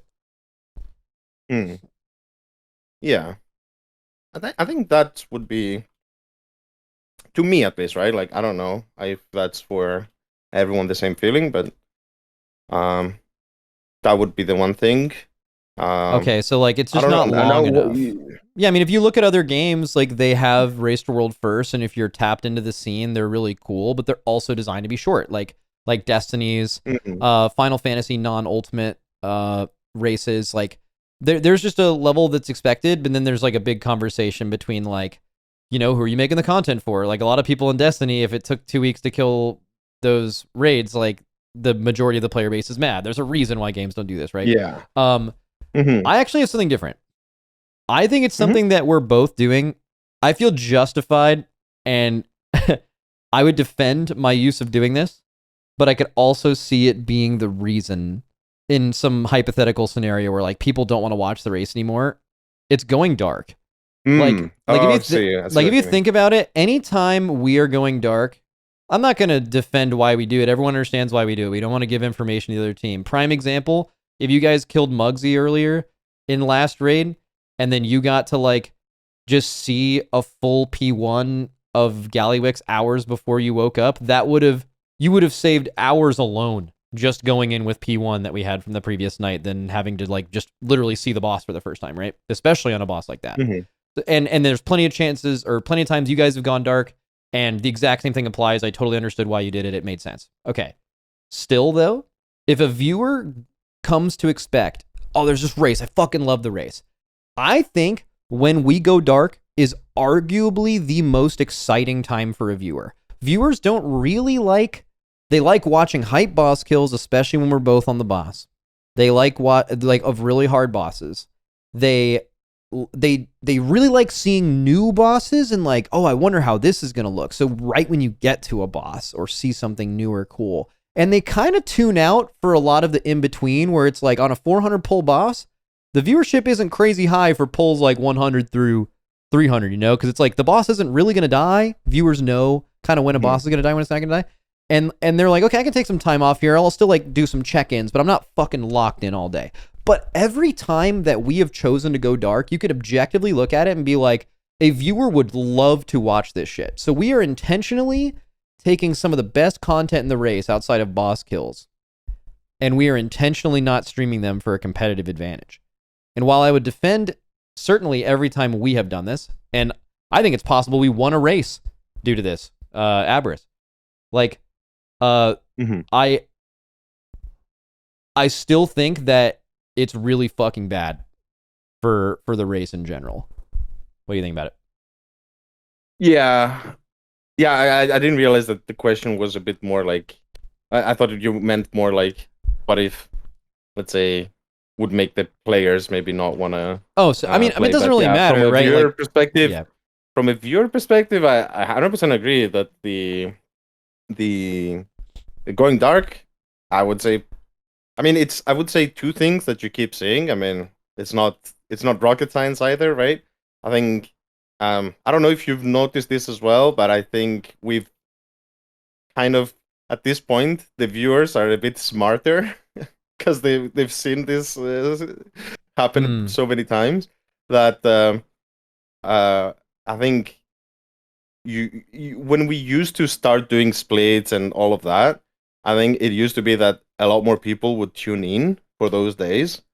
And I think gradually people got more and more aware that, I mean, there's still so many people that are like, oh yeah, that like see instant dollars kill 3 bosses, and they're unironically typing in the chat like, are you guys gonna go in? You could just lose ? Like there's people who definitely still have no fucking clue what's going on. Yeah. That's always funny to see, right? Yeah. Yeah, no, but I think there are definitely, though, like, I don't know, probably, especially the more, let's say, what do you call it? The people that have been watching for a long time, they know what's up with the game, they're actively playing and all that. I think they know basically that the first couple of days are going to be just splits. So I have noticed, like people just say this a lot. I've heard this a ton, right? Like, oh yeah, I don't really watch the first couple of days because it's just splits, and then I tune in. So that's why I think also splits is something like basically splits kind of kills the vibe in a sense. Oh yeah, I don't know, because not for the smart, not for the smart players really, or the smart viewers. Like you mentioned, like if there's a simultaneous release and you're a viewer that like values your time and understands how it works, you just know that Heroic Week is going to be 4 days long, right? Before you really tune in and lock in. But you wouldn't see people complaining about splits as a viewer if they knew that, because they just would do other things for 3 days. Like, for example, if you have a full Heroic Week, that's 7 days where you absolutely know people are not going into Mythic and people don't complain about it. In fact, viewership's usually pretty high, like during Heroic Week in general. But people aren't mad about it because they just know once Tuesday comes around, Mythic is available. It's just the fact that they're both available and they're not quite sure. But the people who do know, like right now, if we go into another raid and there's simultaneous release, anyone who's like watched multiple races, I think they know they're not showing up on Tuesday being like, when are they going into Mythic? Like a lot of people in chat are asking about. Like they just know better.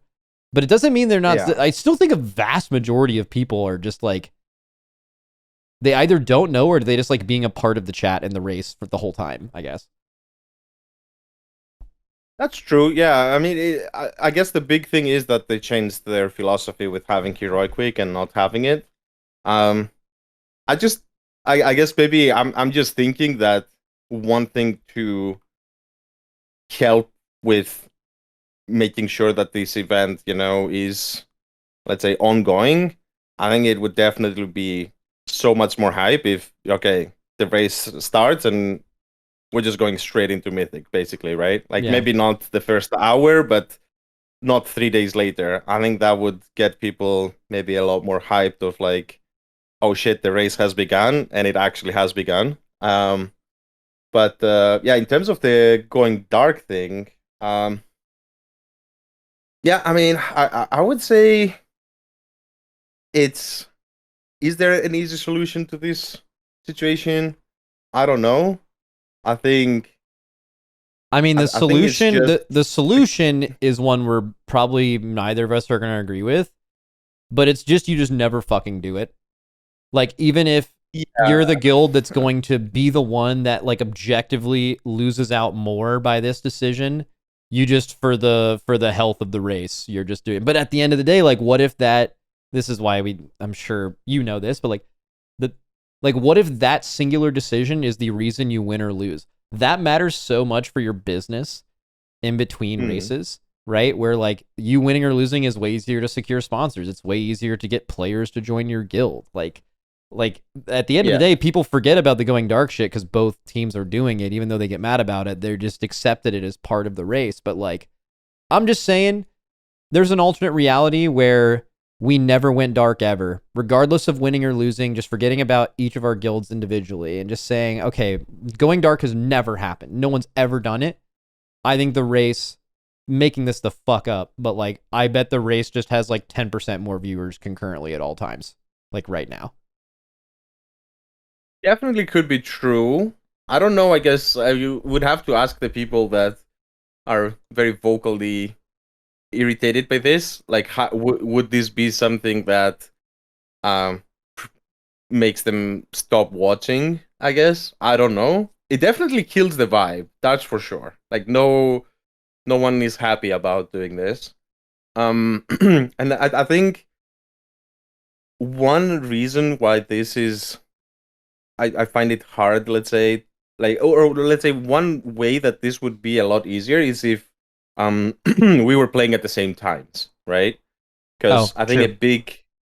a big reason why you feel like you should go dark is because you typically will do this at the end of your day normally, right? Like you wouldn't go dark at, I don't know, 2 p.m., right? Like what are you doing? Well, Are you you gonna wouldn't go dark at just 2 not p.m., stream but the whole also day? the most valuable time you could ever give to your opponent is when you are ahead of them, you are at the end of Yeah, your day, and they are sleeping.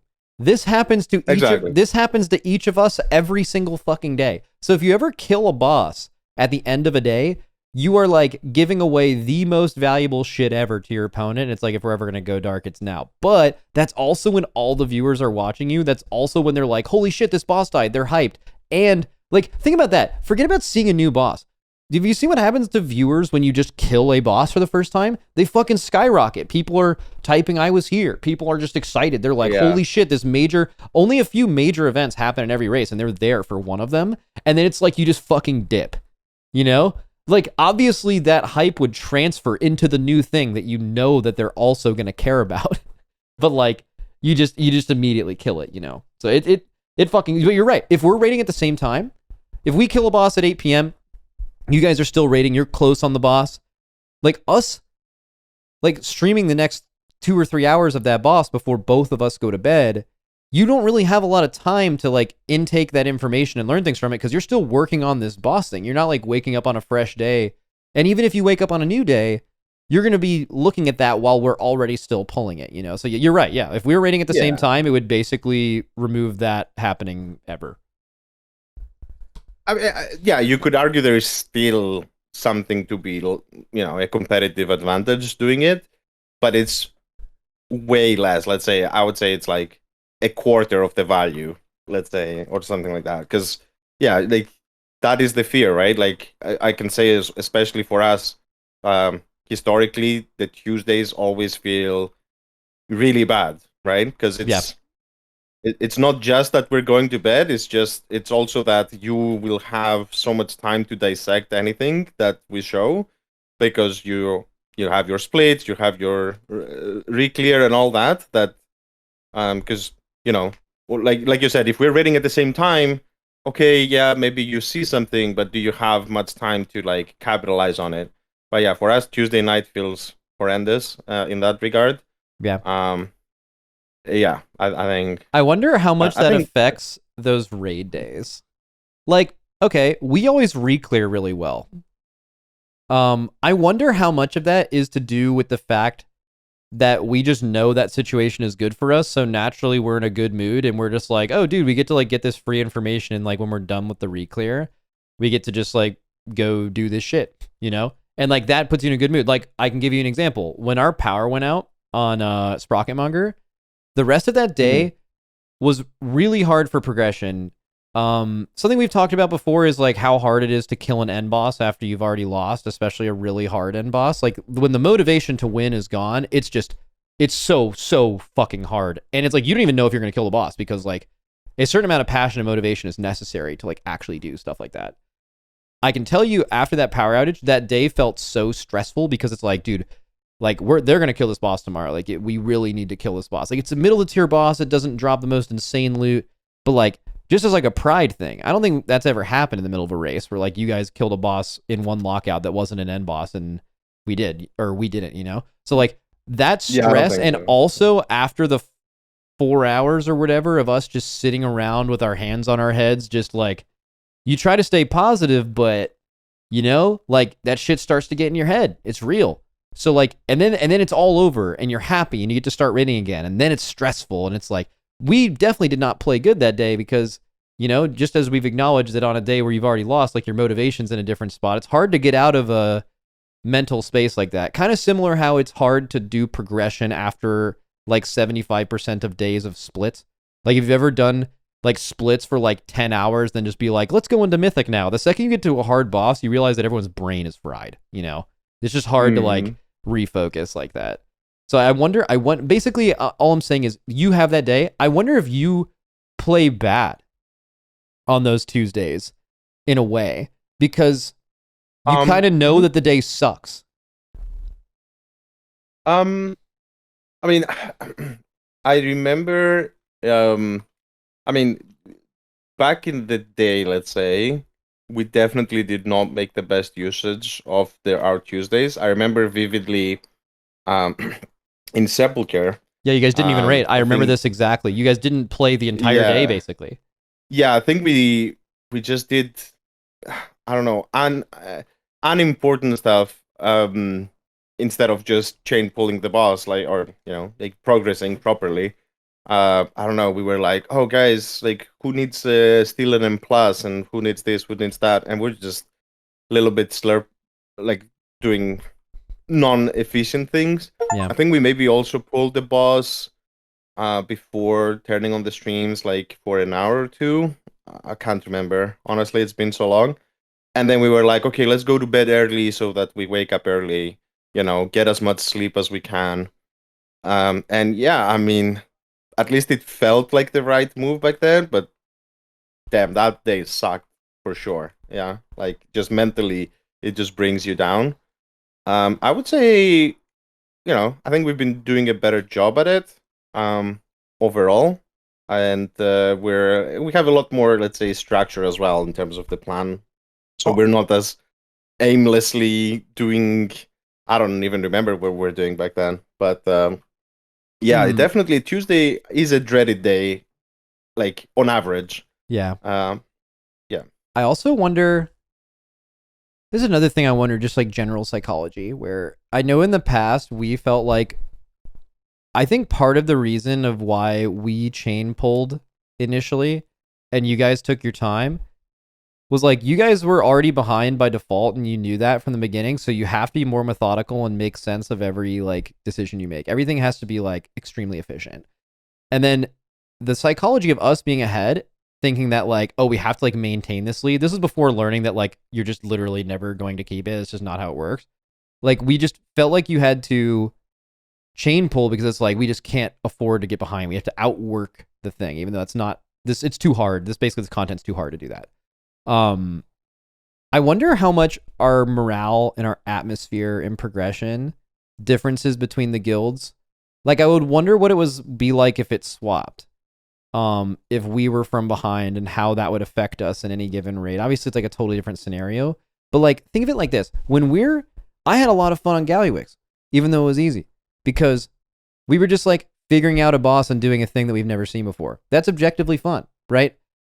Doing a boss with a video is infinitely less fun, and I wonder how much worse you play when you're having less fun. Like, have you guys? And I noticed this within you. I think I know the answer to this question, but like, it seems like when you guys start playing really well is whenever you pull into the lead, and maybe it's just like, oh well, you're motivated because you're in the lead now. But I've always thought it's because you're literally having fun.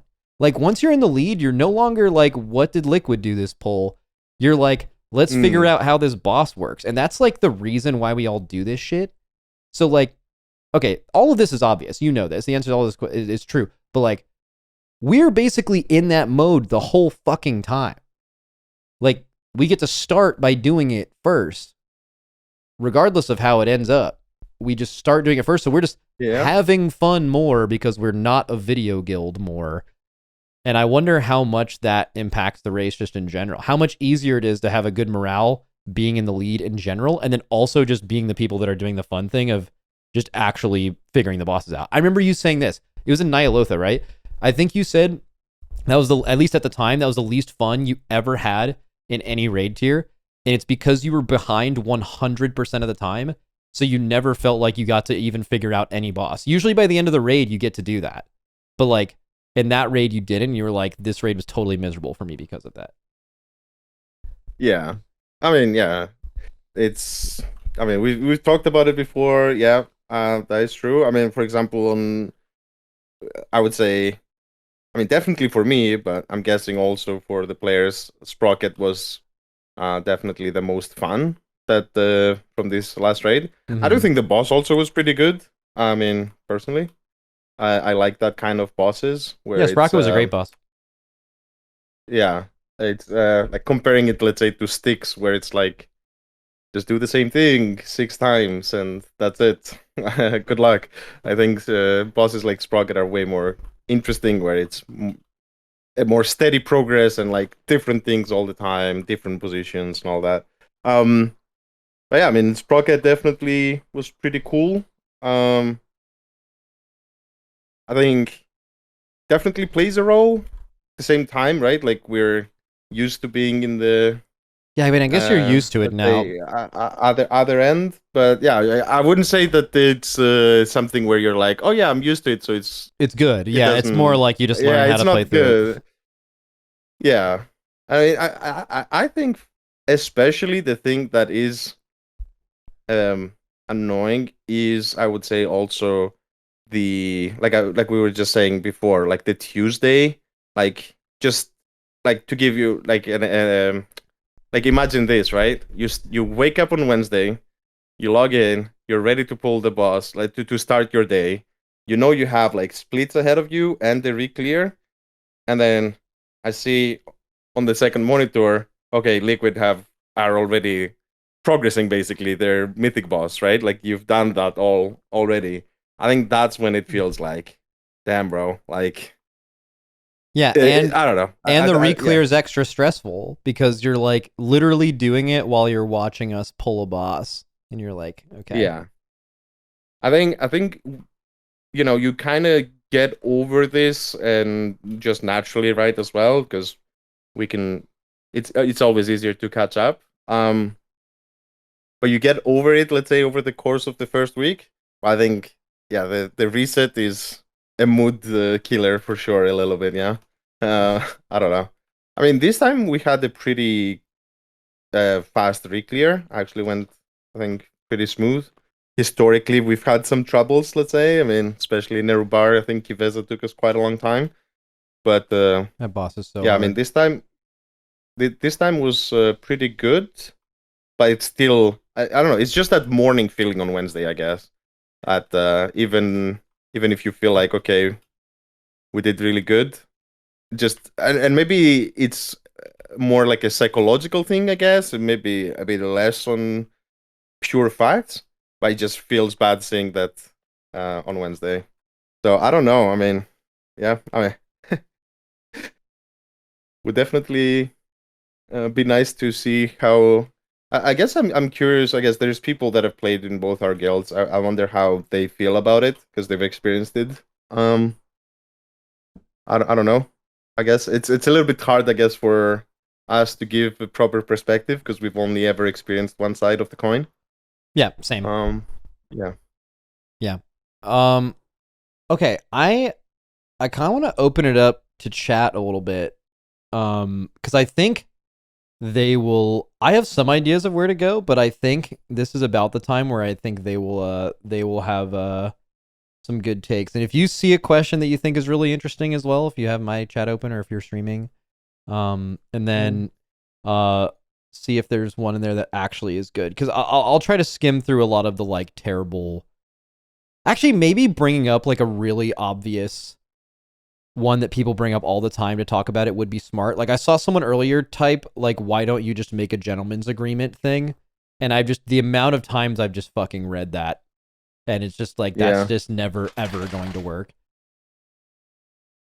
Yeah. I mean, I don't know how many times we should, let's say, mention this, but yeah, I mean, this is just, it's just not gonna happen. I mean, I don't know what more to say about it. There's multiple reasons. I mean, what like for it to matter, you would have to like we're not gonna make a gentleman's agreement to do what exactly to do less splits. Okay, if you want to have a significant decrease to that, then you would go way lower. Yeah, congrats. Now the other teams that will surpass you. Yeah, exactly. It's not. Yeah.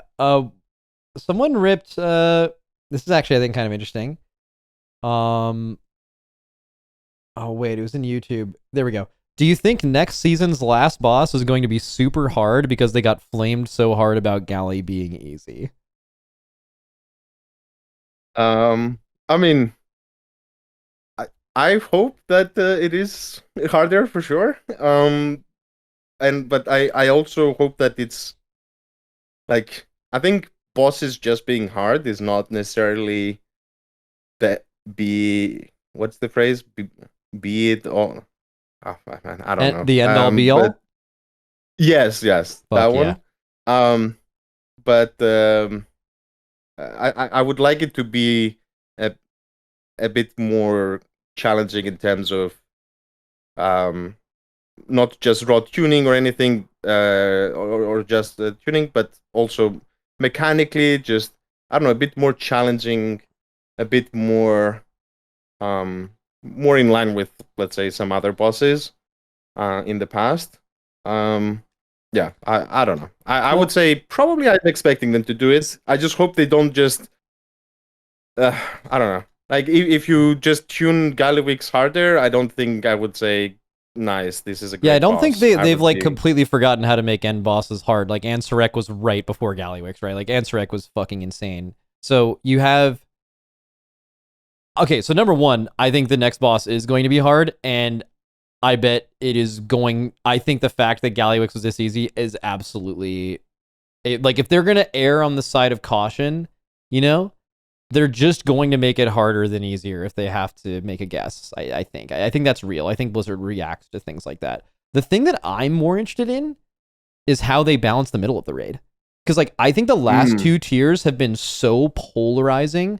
Like the first raid, you have the first four bosses being like way too easy, Brood Twister's too big of a jump. But then people liked that in a way because you could actually pug 4 mythic bosses. Like I think that was low-key like kind of good for a lot of people in the game. Even though it created huge difficulty curve spikes. And then this raid, I was like, okay, for sure they're just going to make like the third and fourth bosses way too hard because they don't want that to happen again. And that's like exactly what they did, and they overswung in that direction. And then I don't even know if they look at what Styx did as bad, where like Styx was really that hard, because people really didn't complain about Styx because Rick was keeping them from being there before they nerfed it. But then Like, for example, everyone was mad at Brood Twister because everyone killed Rashinan and was on Brood Twister at the same time we were, and they were like unable. They're just not good enough to kill the boss, and that feels like shit, right? This raid, Styx was harder than Brood Twister, I think, or very close, and it was a boss earlier in the raid, but people didn't really care because they weren't on it. Because Rick was really, really hard for a third boss, and they weren't really on Styx to like be like, holy shit, this sucks. And then they nerfed the fuck out of Styx. So I think there's an interesting question as to like, how did Blizzard view that? Did they view Styx as this massive mistake? Or did they view it as, hey, we can actually make really early bosses fucking hard for the race, and then nerf the fuck out of them to where basically they're following along the philosophy they normally follow for later bosses, where we can make these bosses crazy because we're only making them for a few guilds, and then when these other guilds get to it, we could nerf it. Maybe they go that route. They like the earlier, like, mid bosses that are crazy fucking hard and they nerf it, whatever. Or do they try to have the difficulty curve be more static? That's what I'm interested in more, because I think Gallywix is like the clear outlier. It's not like the whole raid was easy. Like, Muggsy was a very sufficiently difficult second to last boss. Like, absolutely. Like, the bug was fucking annoying, but the last phase was hard as fuck. Like, that's just a hard boss. So that made sense. I think Gallywix was just such a clear miss. I think it's enough to just like not excuse it, but like, it's a secret. They did a whole boss secret phase thing. You know, it didn't work out. They thought the bombs would be harder than whatever, but like, you can just learn so much from that and never have that happen again, to where. And also someone else said, well, of course it's going to be really fucking hard. It's the end boss of the last raid of the expansion, which I think a lot of us are assuming that this expansion's only going to have. I don't know if they've ever like confirmed that or anything. I know at least we are like heavily assuming there's only 3, because they've just been doing that for a while now. So like, if this is truly the last boss of the expansion, I would actually, is that theory even true? Where like the end boss of the last raid of the expansion is supposed to be harder than other end bosses? Like, what supports that? Like, Jailer supports that, but I don't know if Fyrak does. And then also Ansarek is as hard as any boss, and it was like the first raid's end boss. I just don't even know if that theory is true. Yeah, I don't know, actually. That's a good question. If that is a thing they care about, or if it just naturally happens, maybe. Like, because of almost RNG in a sense. Like, I could see them maybe, like, what would make sense, maybe. Was there an expansion? Were there multiple expansions in a row where that was accurate? Like, the raids got harder as the expansion went on, and the last raid was supposed to be... Because, you know, they used to do the Emerald Nightmare, High Mall, Mogashan Vaults thing, right? Like, they used to intend for the first raid was absolutely supposed to be easier. But that has not been the case since BFA, like, clearly. I mean, obviously now look at fucking Nerebar Palace. But like, I don't know if... So the first raid being easy is obviously no longer a thing. But the last raid being harder... I mean, Sepulcher absolutely fits that. But also, I think there's a lot of thinking as to, like, Sepulcher was kind of like... Anduin... Up to Anduin was one raid. And then there was, like, a extra raid. There was basically just, like, a full raid, and then they just threw some end bosses on top of it. I mean, I'm just looking historically, right? Like, let's say... Warlords of Draenor onwards, right? I mean, I don't know how far back you can go before it stops making sense. But in Warlords, I would say Archimond definitely was the hardest boss. But at the same time, I think a lot of the other bosses were quite easy. Like, I don't even remember how long Blackrock Foundry took. I wouldn't say that the... I think it was just Archimond that you could arguably say that it was like super hard. Yeah, because Tomb of Sargeras was harder than Argus for sure. Yeah, that like Argus, I had forgotten about this.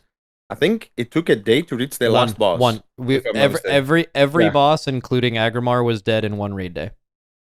Yeah, which is like, how do you make? Actually, this is. That's famously easy. Think about like that. That also happened in Battle of Dazar'alor, but imagine how many bosses were in Battle of Dazar'alor? Like, you talking 7, bro? Wasn't Agrimar like the 10th boss or something?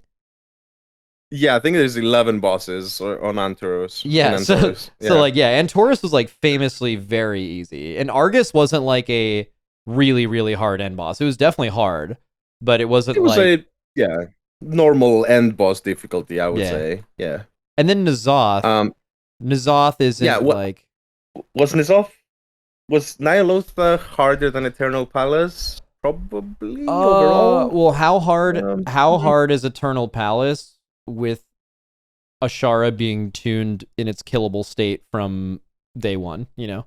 Like that, I think that reduces Yeah. hundreds of attempts, for example. So like that also like Nyalotha, I feel like had Il'gynoth and Ra-Den, but Carapace was like not hard.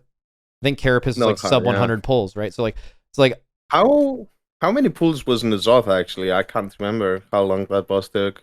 Is it like I think 200-300? Warcraft logs should tell us. Let's see. Warcraft logs, progress. I think maybe it's Raider IO that'll show us, but I think this will show us. You just have to go back to old raids somehow. Yeah. Yeah, I wouldn't say at least that it's such a clear philosophy design thing that you would say, oh yeah, for sure the last raid would be difficult. I think what you said of like them maybe releasing a previous boss that was not as hard would have a way bigger impact. Not so much that it's the last raid. That is the philosophy, generally speaking, that for example, Square Enix follows in Final Fantasy. Like they release 3 raids every expansion, and the first raid is always the easiest. The second raid is always a bit harder, and the third raid is again a bit harder. Um, but there you can easily see the pattern. I wouldn't say this is the case here. There might be some examples where it did happen, but yeah, I don't think it's necessarily Yeah, I don't think that. I don't think it's true. All right, more chat things. Sorry, there's probably a bunch of good questions earlier, but we got I was gonna say sidetracked, but I would say accurately answering the question that was asked, which was good. Ooh, are 8 bosses too few for a good raid for a race? I think 8 bosses are absolutely too few for them to create a good difficulty curve in general. Like, just how easy, you know how easy a first boss is supposed to be. You know how hard an end boss is supposed to be. Generally speaking, I think getting from 1 to 8 there's just going to be a boss somewhere, 4 to 5, 5 to 6, where it's just a massive jump. And I feel like 1 or 2 more bosses. I think 10 is my number. I like 10. I also know that having too many bosses is definitely like there's just throwaway shit bosses, but like I think 10's the number. I don't know what you think. I wouldn't mind them increasing the number. I mean, not exactly the question that was asked, but I would say if they were to ever like, I would be down if they reduced even the amount of bosses, if that meant that we get more raids over the course of an expansion. But given the fact that, let's say, they're doing 3, I would definitely say that I could see them adding 1 or 2 bosses on these. It looks like a pattern that they're going for 8 bosses every raid now. I think that could definitely help with the curve. One thing to touch it as well with what you said earlier, I do hope, like, this is selfishly, as a, let's say, race to world first person.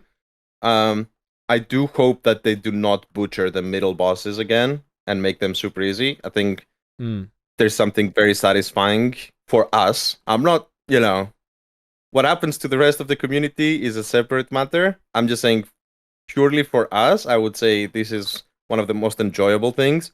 I think the races where you go, you clean the whole raid, like you said, like the Jaina tier. I mean, I wasn't there, but or this Argus. It's just, I would say that's way less enjoyable. Like clearing the mid bosses super fast and then just having a omega hard end boss. So I think this was pretty fun to have a lot of mid tier bosses that take a decent amount of pulls. You steady prog them. Like this is pretty enjoyable. For I think at least for us. So I hope they don't overcorrect in that regard. I think they will. But I also hope they don't yeah. like completely gut them, but I also think well, I think they will also because like they're getting better at putting the best loot at the end of the raid. Like I think this would have been so much more of a big problem if like Styx dropped some nasty loot, you know? But it drops. I mean, the loot from the early bosses is like fucking horrible. So like people didn't care enough to go want to get it. But yeah, I think I would say what they need to do, and this is, I mean, I have my thoughts on this, but this is not enough. There's not enough time to, definitely right now to go into them. But I think the big issue why this is causing so much problem is because of the gear disparity, like especially. oh yeah, right? how much gear we Like have versus huge. yeah. Even the If they like can find Hmm?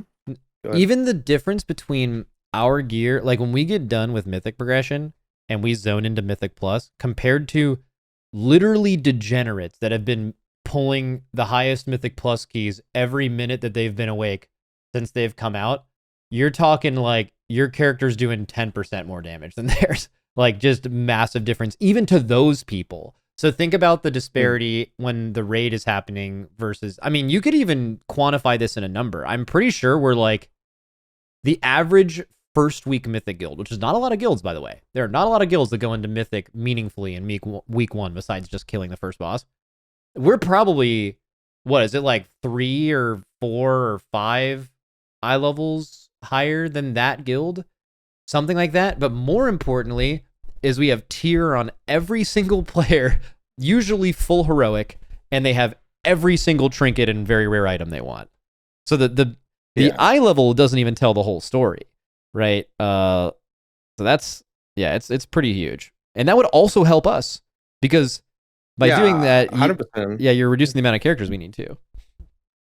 Yeah, I just think especially for those mid-tier bosses, I mean, apart from them adding more bosses, so then you can ramp it up a bit later. I don't know if this would necessarily solve the problem for those people. Like, okay, if they're stuck on the 5th boss instead of the 3rd boss, is that a big difference for them? Maybe. Just in terms of just quantity of bosses they maybe enjoy playing. But I think to meaningfully not have to do, crazy nerfs a week in like they kind of did with Styx, I think they could still maybe nerf it, but it should be maybe a lot more reasonable. I think the solution is the gear can't be that much different, right? But yeah, I mean, I would still take the extra bosses though. Let's say, yeah. As long as one thing I need to say is they need to make it like it's a bit hit and miss. Some raids, I think they should make it that you can do this. Once you've cleared the raid, then you can do the skip, like we say, right? I think they should always make sure that the skips are like just put more skips. Like just once you've cleared the raid multiple times, honestly, just let me teleport to the boss I want to kill right now. Yeah, that would be great because I think that is a bit annoying when if you add like a bunch of bosses and then you can't even skip where you want to go and you have to kill like boring bosses that drop loot no one needs.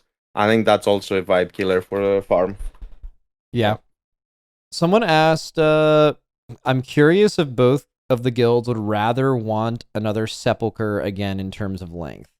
So if you're talking about, so Sepulcher had a heroic week and was still like that long. The answer to that question is yes, if it's not like artificial difficulty. Like if you're in a raid for 3 weeks or however long it was on Mythic, and like bosses are constantly getting like think about Razageth. Like, do you remember Razageth progression where like you were progressing into a brick wall and then it just had to get nerfed completely and then you were able to progress again? Like that, if it's that reason that it's long, that would be bad. But yeah, it'd be great. Honestly, I think both of the guilds will be a lot more prepared to do that because like that raid and multiple ones after it made us treat our sleep a lot more seriously. So the way that we rest and like prepare ourselves now is so much more optimized to where you'd be able to do that. And I also like our issues that raid were largely tied to like the event we were at. It was like extremely fucking bad. Like people were sick. It was freezing. The food was literally raw, like not cooked. It was a really, really bad event. And like our events now are like very, very, very good. But combination of your sleep being optimized, your rest being optimized, I would like to say, I don't know when the breaking point is for this, but I think we'd be willing to progress really, really fun bosses for quite a long period of time. And I don't really know when the actual, like, let's just open that question up infinitely. Would you like to be doing the Race to World first for like 6 months? Like literally every day is you're waking up and doing 14-hour days of progressing the Race to World first. Like, like obviously at some point, yeah. Like, I don't know, it would be too much. I don't know exactly when that point is. I think, right? Like, because people are away from home as well and all that. Like, there's definitely a point where it starts losing the fun aspect. I would say 3 weeks is a good time. Like, where like a good guess from me. Like, I think past 3 weeks of like progression, let's say, it would start to get a bit like, okay, maybe this is starting to get a bit too much. But yeah, I think what you said, right? Like, I'm talking if we didn't have to do also, like splits and all of that, right? I mean, like you would have to do that, but like the more fun part, like the if we thing only with have to do the fun part, I would say 3 weeks. Yeah, 3 weeks of the fun part have after 3 weeks, but also a heroic week before it, and also splits in between. I think that the mental gets drained a bit faster. I think the closer it gets, to that. I would say 3 weeks. Yeah, I think the closer it gets to like 3 weeks, the more the time I don't see it ever. Dude, I think I'm muted that long, anyways. Because I mean, am I muted? I think I'm muted. The discussion we had before.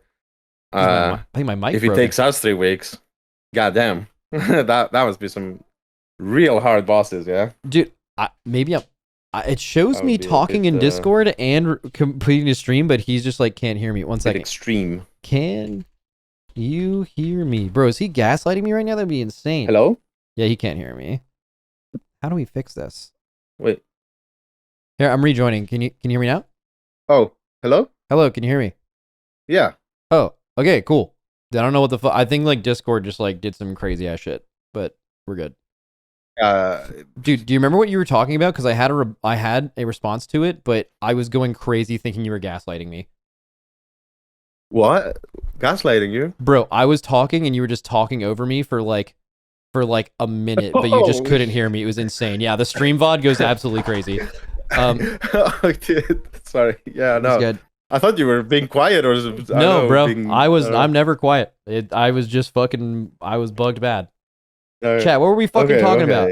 Oh, the race being 3 weeks. Yeah. I mean, the more we just want to feel value. I think you've said this before. Like that's why Aberrus sucked so much. Is you put in 6 months of prep, and then you do 3 days of splits, and then the race is over in less than 3 days. If that happened every time, this would die instantly, right? Like there has to be enough payoff of fun and competition to make all of that make sense.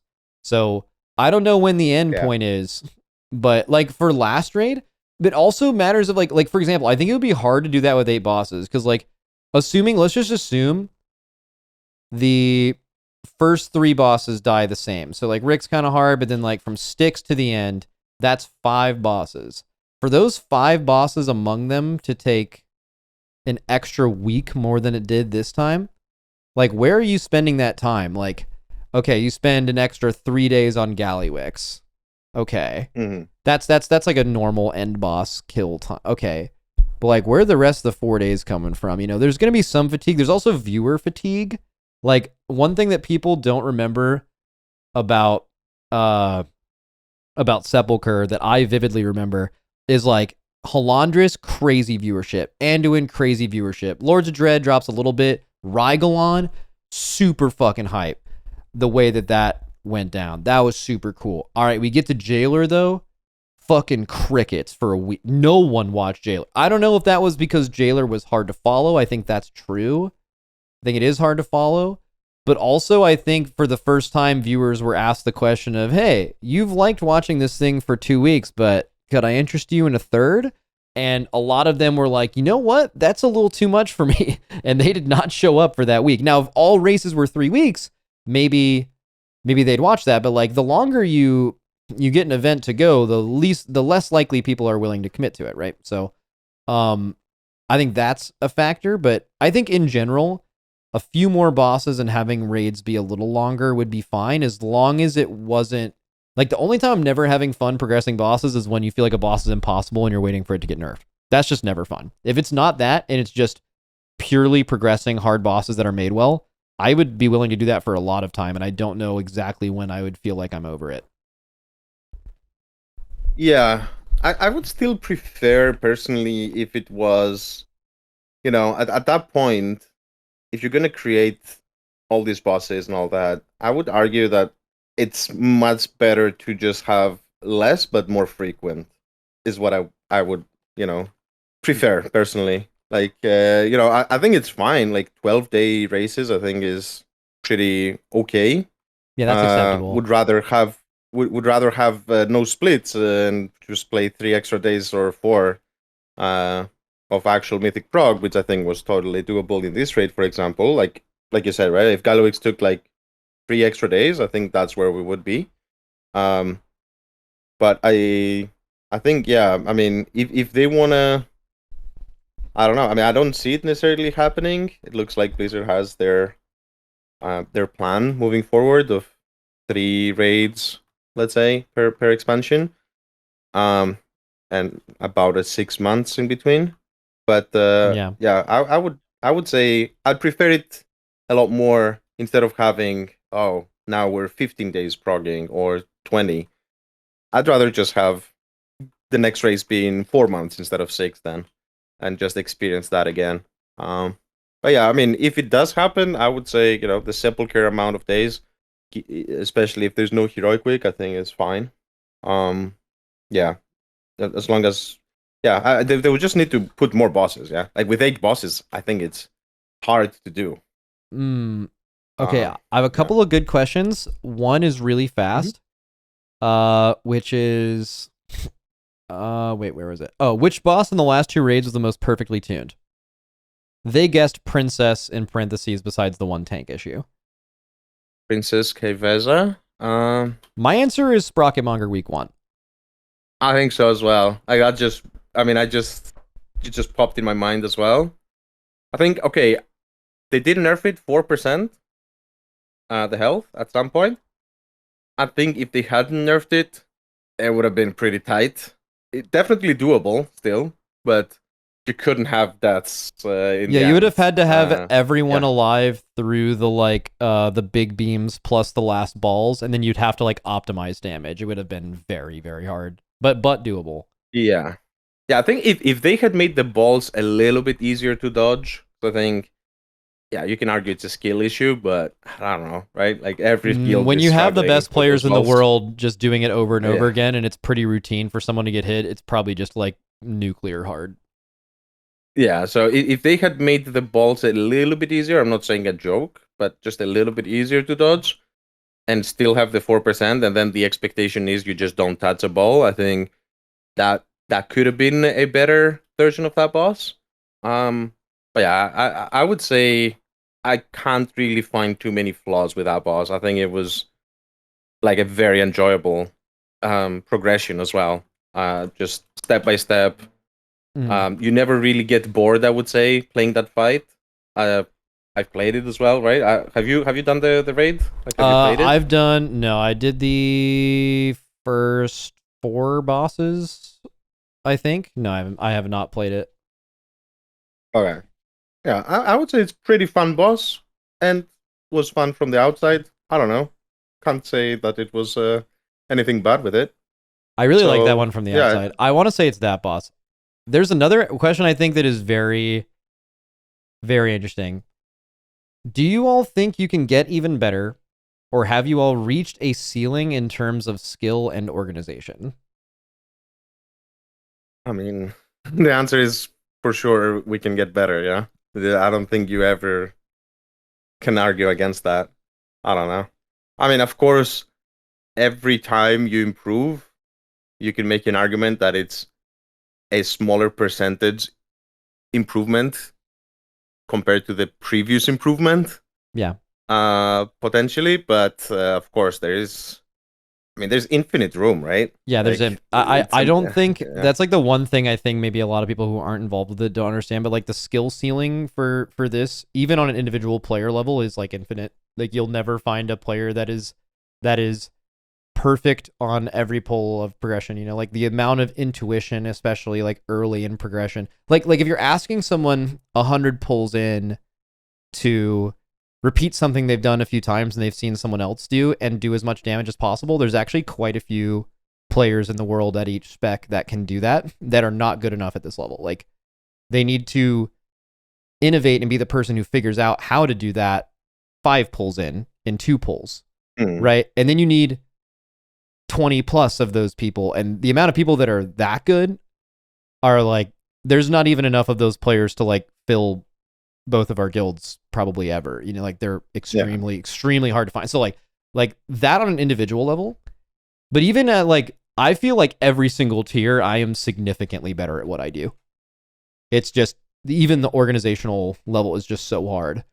But you're right that it's obviously less over time. Like there's no way we're improving tier to tier as much as we were back in like BFA, you know, even players. And here's another argument. Like ever since the like pieces days, so like BFA, I remember someone asking me this question, and I'm like, and I remember telling them the race is bound to become a lot more competitive than just 2 guilds, because how much better Echo and us can get in every tier is a lot less than how much better pieces can get, how much better BDG can get, how much better now Method can get, right? Because there's more room for them to grow.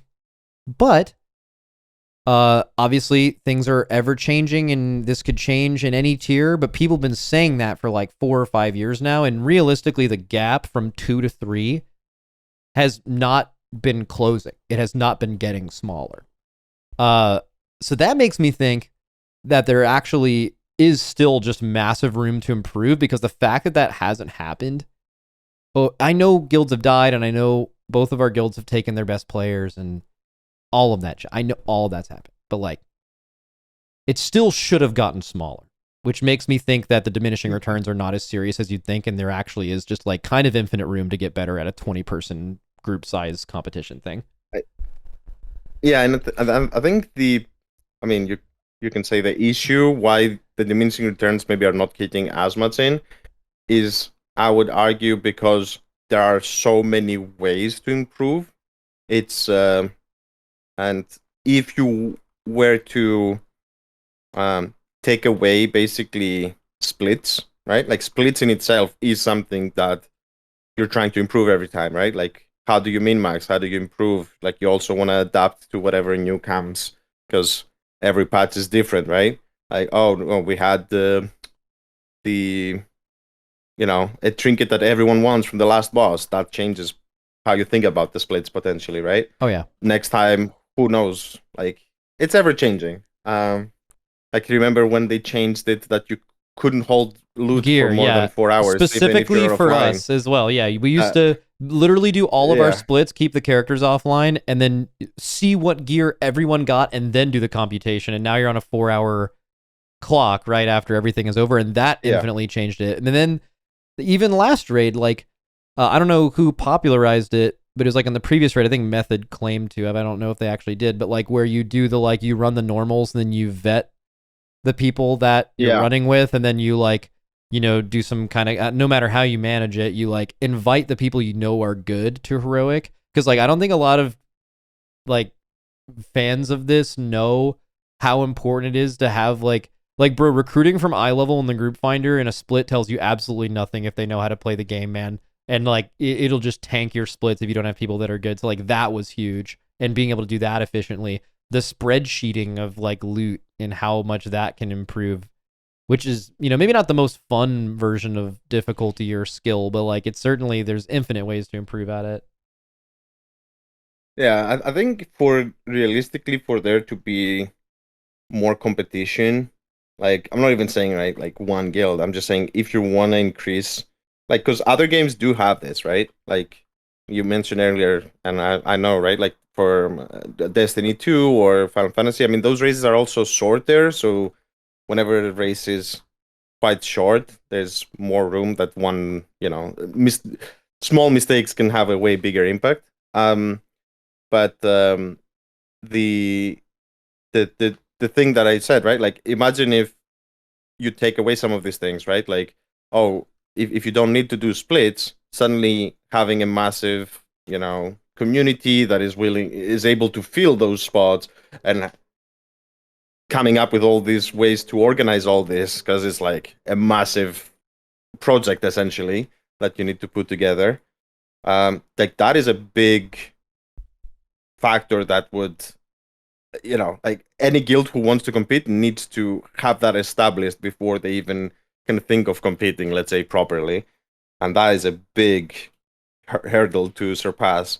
And then there is also, of course, the whole, weak auras and add-ons and all that stuff that come into play. I mean, literally, people are are there only doing this essentially, right? In our teams. Yep. So yeah, there's just, I think there's too many things. If Blizzard were to take those away, right, like they said with the add-ons, they want to find ways, which is interesting. I mean, I'm all for it. I hope they manage to do this. But I think there needs to be less things that a team needs to do to be able to properly compete for this to happen. Yeah. Right now it's too much, and also the size of the raid itself, right?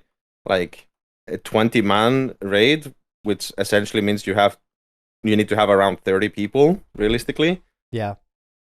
Is already, well, it's not easy to find 30 people. Yeah, I mean, it's not even easy to find that many people, but also there's been a lot of really good guilds, like skill wise, I think definitely with some experience could compete. Like the ones off the top of my head last few years are like Instant Dollars or Fat Shark Yes, where they're clearly sick. But if you look at those from those guilds' perspective, what is the point of like dropping everything, going for world first, just to like, you're gonna lose for like a long time? But like right now you have all the best players in the world that maybe don't want to raid 14 hours a day, but they want to raid 5 hours a day. And you have that market of players. And then like BDG did this. They were the late night NA guild that raided less days. But then they started competing with us. Now we're competing for the same players. Then you start losing those players. You know what I'm saying? Like there's no reason to make the jump. And the main reason is like you have to do it for 2 weeks. I think, if you had to do this for like 3 or 4 days, or even less than that, like 2 days or something like that, you'd see a lot more people because it's just easier to take 2 days off, But I also think the race wouldn't be what it was if it was a 2-day race. But maybe they could do it like every month. They do like every month they drop a Rygalon, and there's like a 3-day race to Rygalon. That'd be kind of fun, but also just a very different thing. Yeah, I mean, there's also, right, like, I didn't even get into it. There's also the PTR, right? Like, how much you can get from playing PTR, preparing, and, there's so much that is being put into this. Like, theoretically, I think if Blizzard were to remove a lot of these things that we, let's say, exploit or whatever you want to call it, right? Like we take advantage of any advantage that Blizzard gives us. Yeah. Be that with the splits, be that with add-ons from weak auras, and also with the PTR testings. Like, if none of this was available, then I think you would naturally see a much, let's say, more teams be at the very least a lot closer to us, because there's just less things for us to differentiate ourselves, and it would shift even more towards like personal player skill, and because I'm sure there's a ton of skilled players out there. That is true. Yeah. But yeah, how do you do all of this just to have a chance? How many people are willing to do that as a group of 30 people? Like, that is a massive undertaking. And I don't. Let's say it like this: I don't see this changing unless Blizzard changes something about the game. Yeah, for sure. What was the worst boss that either of us have ever progressed? Obviously, and why? Worse in what sense?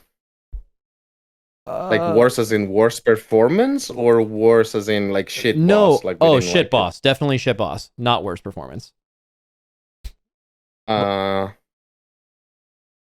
hmm. Let me think. Which boss was I like? Get me out of here. Mine. Okay, so I think for most people, I think the answer would be Stone Legion Generals because of its like weird cast Mm. sequence, the boss bugging out, stuff like that. But for me, I actually quite enjoyed Stone Legion Generals in that way because it was one of the bosses where raid leaders specifically had just a massive impact by memorizing how the cast sequence would work. Like if you followed your DBM or bigwigs or whatever, it was going to be wrong. You had 4 things that could happen, but you could just memorize which one of those things was going to happen and then have a massive impact. So it was like a game within a game kind of for me. And that my time on Stone Legion, I felt like I had a large impact. Therefore, I was kind of having a lot of fun.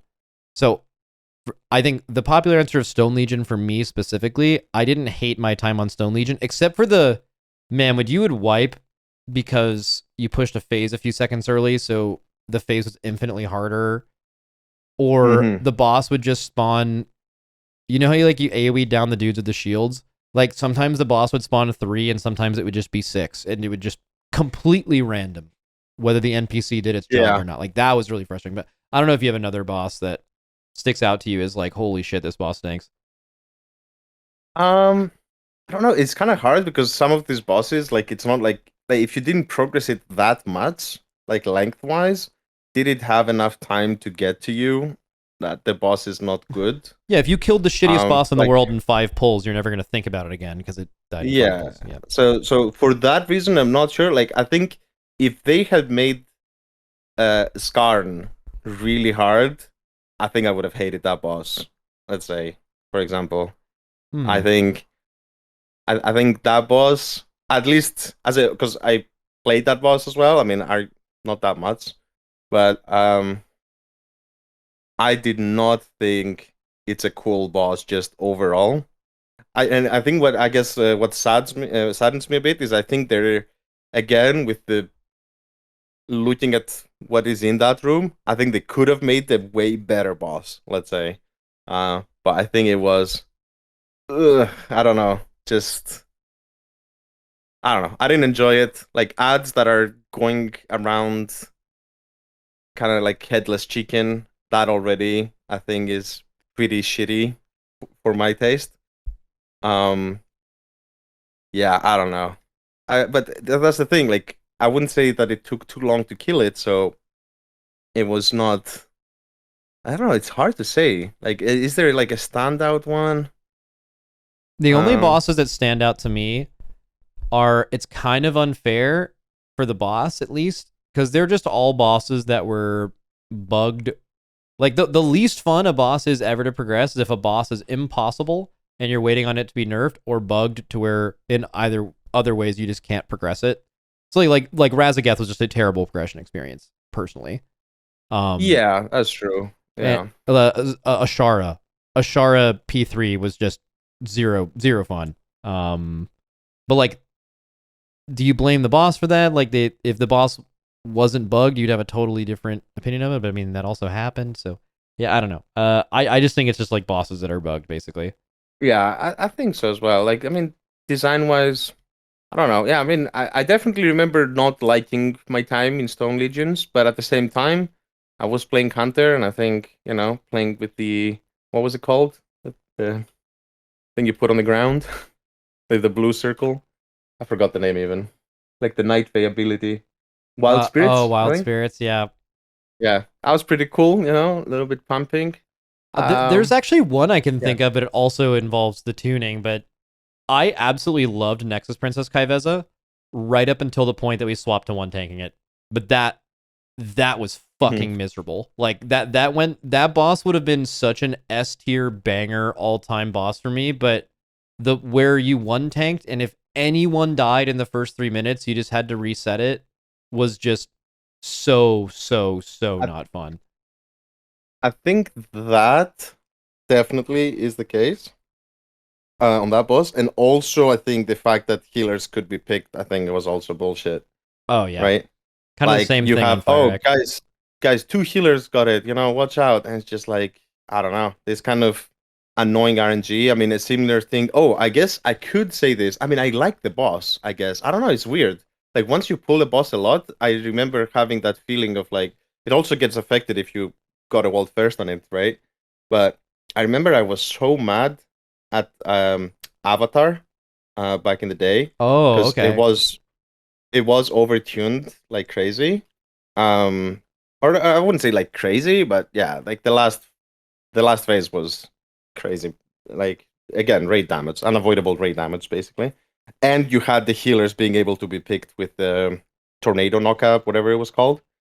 Um, yeah, but somehow, like if you ask me, bro, what do you remember about that boss? I mean, I remember, killing it and being fucking hype when we kill it.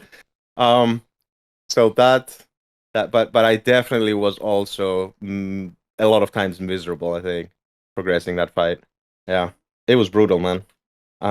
Especially, bro, when you got hit with the dagger of another person, like just sliced across the room.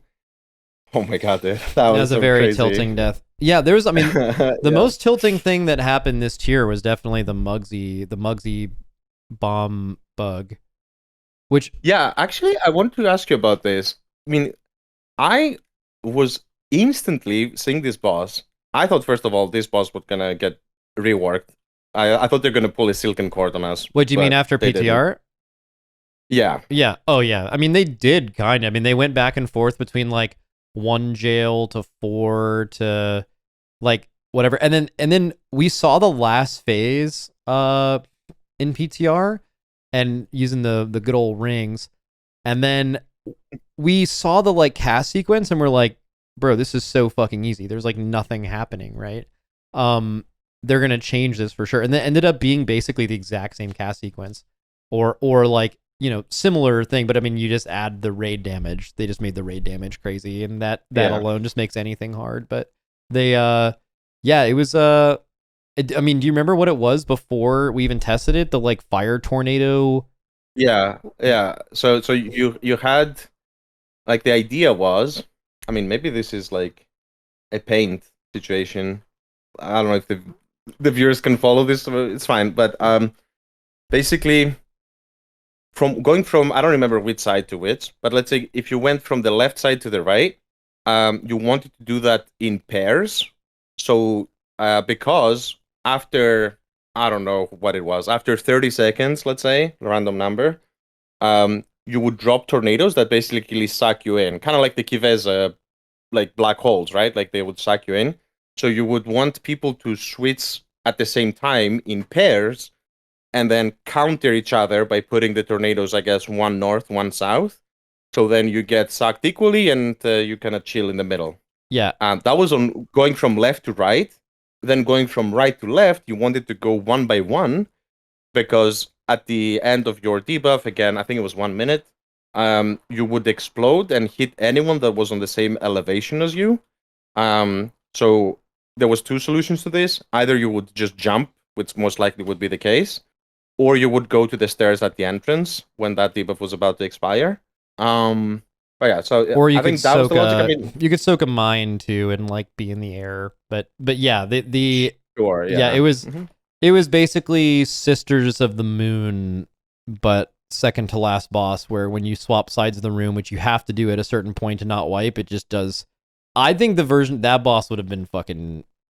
I'm glad they moved away from that. That would have been But I also Yeah, I think that was a bit overcooked, but I will say I remember from the very first testing we did in that fight, I saw the mines and I knew this mechanic is gonna I'm not gonna like this mechanic, yeah.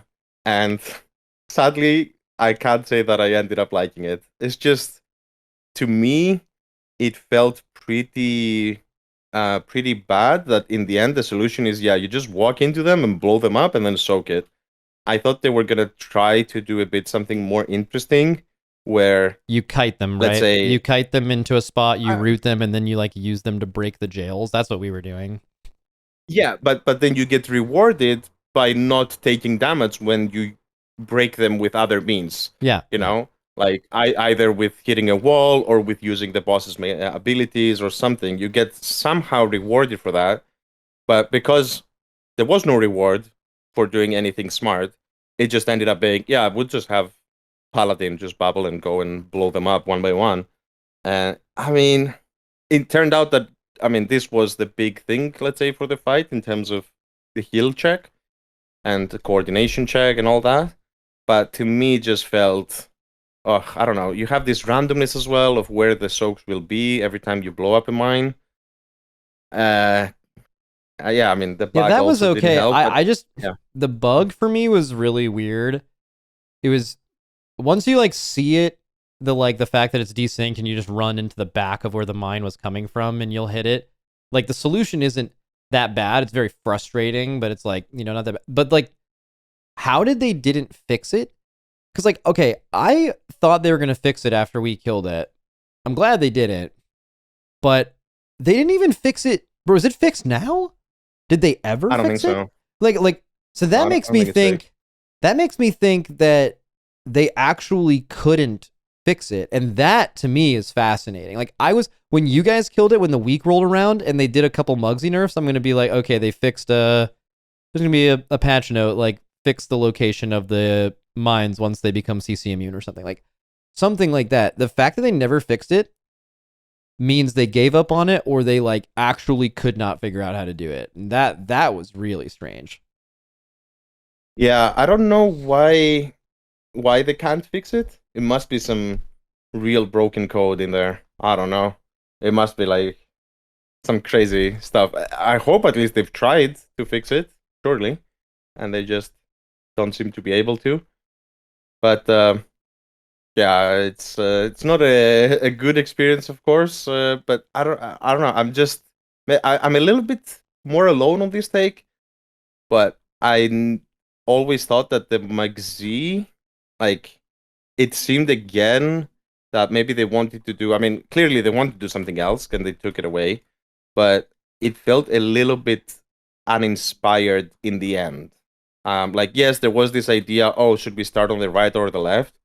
But then they make it that you always have to switch at the end. Like, there's no thinking of like, oh, we're gonna switch sides early for XYZ reason. There's no such decision making. So you always have to squeeze it, you know, like this. That's the best thing. And then, yeah, I just was expecting a lot more looking at the initial mechanics. I thought there's going to be like a lot of interactions between the abilities and more precise placements of everything. And it's going to be some crazy execution thing. But in the end, I think it was a large portion of it was down to the healing of just the raw dot damages plus just soaking those mines. Yeah, it just became like a Kurog type fight where it's just like a can you heal through this amount of damage thing, which I do think fights like that are cool. I know, like, if you talk to healers, like, healers love fights like that. But yeah, definitely Mugsy could have been a little cooler, I think. It's also like there's so many ways this boss could have went. Like they could have really cooked with a Sisters of the Moon-esque two sides of the room second to last boss thing. It ended up being really hard, but it's just like the last phase. Like the last phase is just crazy hard. But also we would have killed it, I think, a bit earlier. I know you guys would have as well. With no bug. Bug was definitely, I was about to pull my fucking hair out. Man. I'm also surprised that arms warriors weren't like more utilized in this tier. I guess the first reason is like one armed bandit, just the last phase damage check just ended up not existing in progression. But like I saw two going into this tier because we didn't have a lot of this. Like Riku didn't play this last tier, and our like second warrior is also our monk player, and monk was just crazy. So like we didn't really have a second warrior option, and that was like a huge risk. And we were aware of it, but we were just like, it would make sense for anyone else to be our second warrior except for one of our monk players, basically. And we saw two dedicated execute phases for, I believe, the first time in like, it's been like 3 or 4 years since a boss phased at a percentage in execute phase to where like, and it's like a timed burn. Like that's really, those used to happen all the time. And then they haven't had them for a very long time. Like bosses now phase based off of like timers to where usually Yeah. like I know you know this, but for viewers like Oh, sorry. Yeah. Go ahead. Yeah. Sorry, yeah. The where like basically when you're looking at killing a boss in P3, basically the damage from 100 to 30 or 60 to 30 or 70 to 30, like all of that damage is relevant to where it devalues execute classes. But how the game used to be and how the game was kind of designed for these two bosses was like sometimes bosses getting to the last phase is easy and then the last phase is insanely hard, and it turns out you just need like 3 or 4 of this extremely niche spec that just happens to do more execute than everyone else by a lot, and that's how you kill these bosses. And it looked like One Armed Bandit and Muggsy could have been this, but it ended up just not really being the case, which is lucky for us, I think, that we didn't need the Arms Warriors. But I would say definitely a bit bizarre that they had not one but just two bosses with this, because it definitely looked like they shifted their mentality or their design philosophy towards. I think maybe it was Sarkareth the first boss where they kind of started doing this. I think where basically any damage you do in phase one counts. I mean, they did put a threshold, but it was not relevant for Raised World first.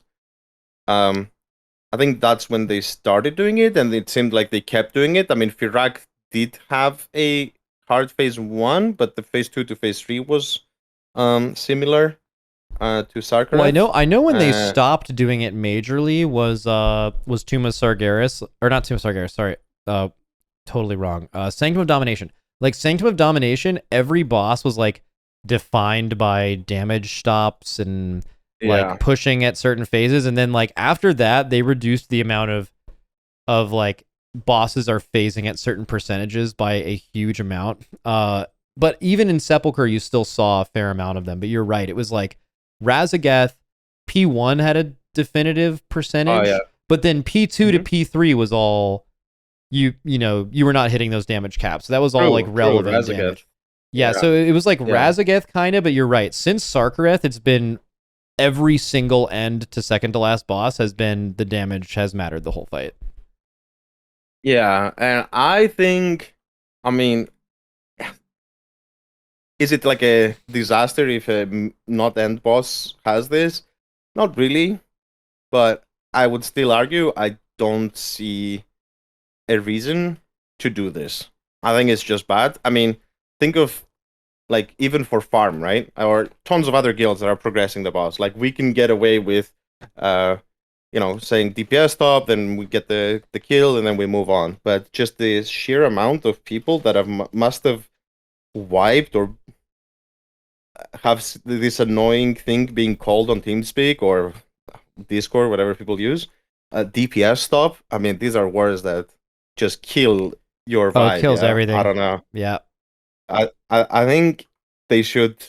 I would argue they should never do this personally on any boss. I hate to bring it up as an example, but I do think Final Fantasy XIV does a way better job at this.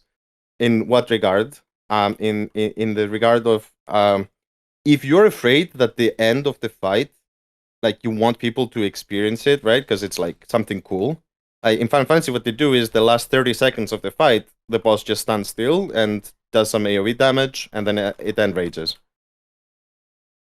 Do that instead, right? Like if you're afraid that if you don't do this, people are just gonna blast through the boss and they won't even see the second phase because like let's say one armed. Oh, we just kill him in phase one, then I guess, lol. Then just make it so that or do it like the other bosses, right? Like you can put it at such a low percentage, like at 20%, he should phase automatically, right? Something that is not reachable the first time you're killing the boss. That would be my argument. I think it's just bad, personally, and there are other ways to design bosses, I think. I mean, maybe they were experimenting a bit with this, but I do I mean, not think they should do bosses I like think this. it was part of a larger. Uh, I think you're definitely right. They had a design philosophy shift, but I think it was to just allow more niches in the game in general. Like, here's another one. So they brought execute back really in this raid, or at least design wise. It didn't actually end up being the case, but design wise, they were like emphasizing an execute phase for the first time in years. When was the last time you stacked daughters on a boss where like there was multiple spread out targets and the best way to solve that was to bring in dot classes? Bro, it's been forever, right? Until I mean, famously, I think I'm thinking Shadow Priest, right? yeah, Was what Twins Court, I yeah, think. Queen's Court and then Zakul, they were like one Queen's of them Court. was crazy on Zakul, two bosses right after each other. But yeah, I mean BFA dots were good. So that it was after BFA where they killed them. But basically dots have been dead for like basically since BFA. Like the classes where that was their niche, like if there was multiple targets that were spread out, you just brought an Affliction Lock, a Shadow Priest, and Moonkin, and they just shit on everybody. That's been dead. Obviously, Moonkin has the Starfall very specific niche thing, but like as far as dots were concerned, that has been a thing in the game for a long time and has been gone. I feel like in this tier they intentionally brought it back. Like That could be true. they've Yeah. made a very conscious effort to be like, we want a dot fight to be a thing again, and that was the thing. So they brought execute back, they brought dot back. Dude, Moonkins, we thought Moonkins were terrible this raid. We never wanted to play them for any reason, but we still had to gear like 4 of them in splits just because Styx was a boss.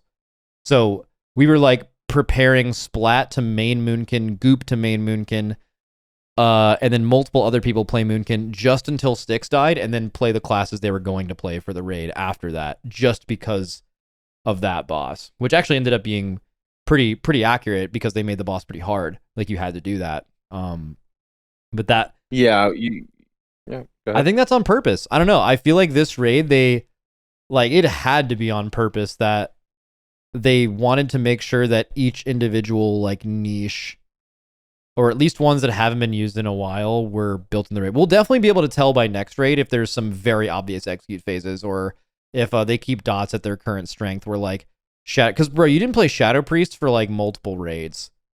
You always were like preparing them, and then they were never good enough, bro. Just make dots good, and they're gonna be played every single raid.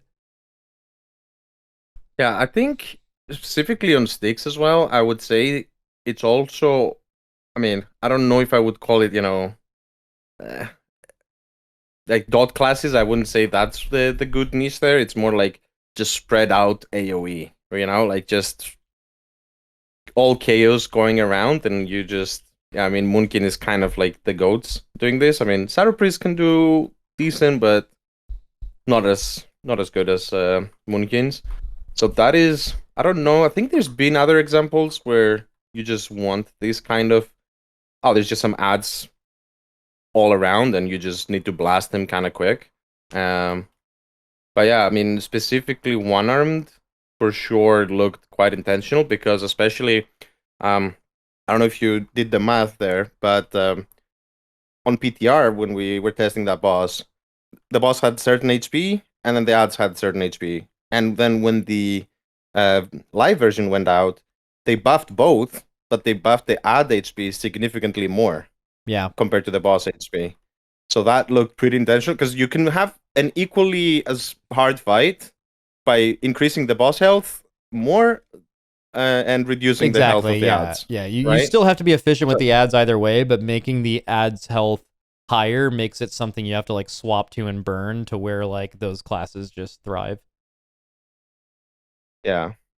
Definitely got a bit surprised by how much they increased it though, right? Like I don't think if they had equally increased it, I don't think it would have been as dramatic of a requirement, let's say, to have these classes.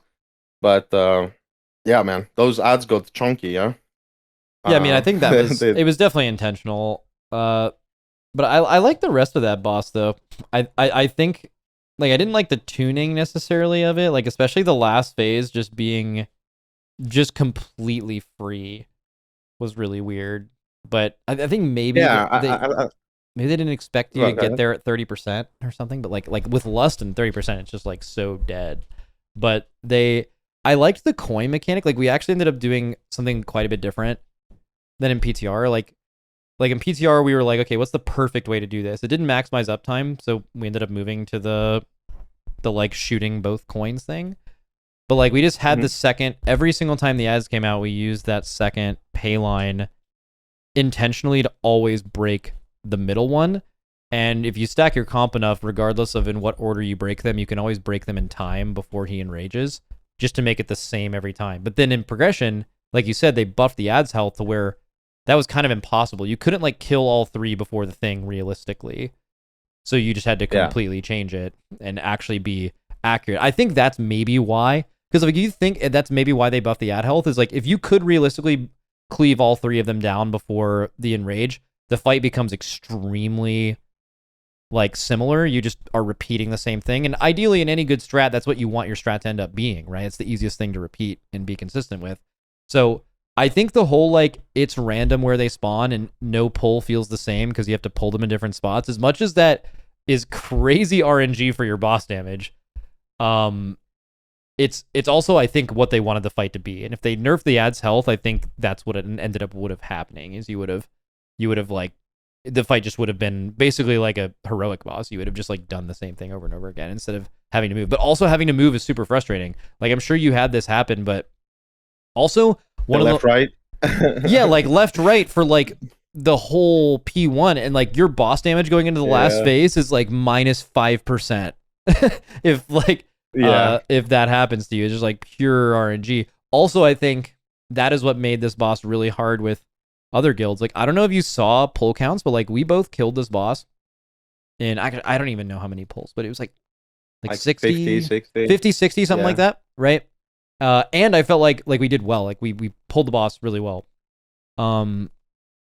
But then I look at like pull counts from guilds that are, you know, like the IDs and FSYs of the world, and where they're like really fucking good, and they usually are really good at looking at our kill video and just like killing it crazy fucking fast. And basically every guild just like doubled our pull count on these bosses with extra weeks of gear, with, you know, just everything that would normally go with that. And that like never ever happens. And that boss has always been so. Do you have any theories as to why that was the case? That's a good question. I mean, definitely would ask those guilds, I guess, right? Like what felt different, I guess, compared to the other bosses. But I would say probably just how easy it is to lose people, and then the fight just, you know, if you lose a DPS or two, you just fall behind, you just wipe. It's over, right? Like you can't even progress. Like I'm looking at this method pull. So method pull 48, they wipe at 6%. When you wipe at 6% on one Armed Bandit, you know that you can kill the boss any pull, right? But then they took an extra 50 pulls to kill it. Instant dollars, or at least Pop Tart Corn Dog for sure, did the same thing. Let me check instant dollars. Basically, no one killed one Armed Bandit happy, is what I found out. Like we got a low pull on one Armed Bandit, and basically every pull for like 2 hours before we killed it, I just felt like we were throwing. Like, how the fuck is this boss not dead? And then I look at every other guild's pull count. It's the same thing. Pull 34% wipe, kill it on pull 93, you know? And up until then, like, think about it. You think like, basically P1 is just so hard and so inconsistent. Because, like, look at ID, one of the best guilds in the world.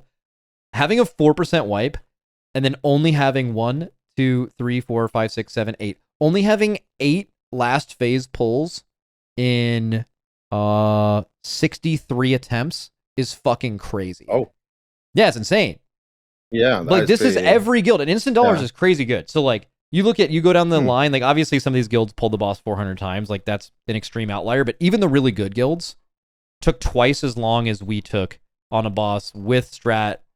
One theory Dratnos had was because of the class requirement, and it wasn't because these guilds couldn't field the same comp. Like, they were all doing, if you look the list of these guilds that I'm talking about, they all have 4 Shadow Priests. They all have, you know, like the Daughters and the Windwalkers that you need. It's just that at this level, I think multi-classing is more required to where you have more people proficient at that, but we have those characters more geared. So, like, you're going in with multiple Shadow Priest alts geared, or mains geared for this situation.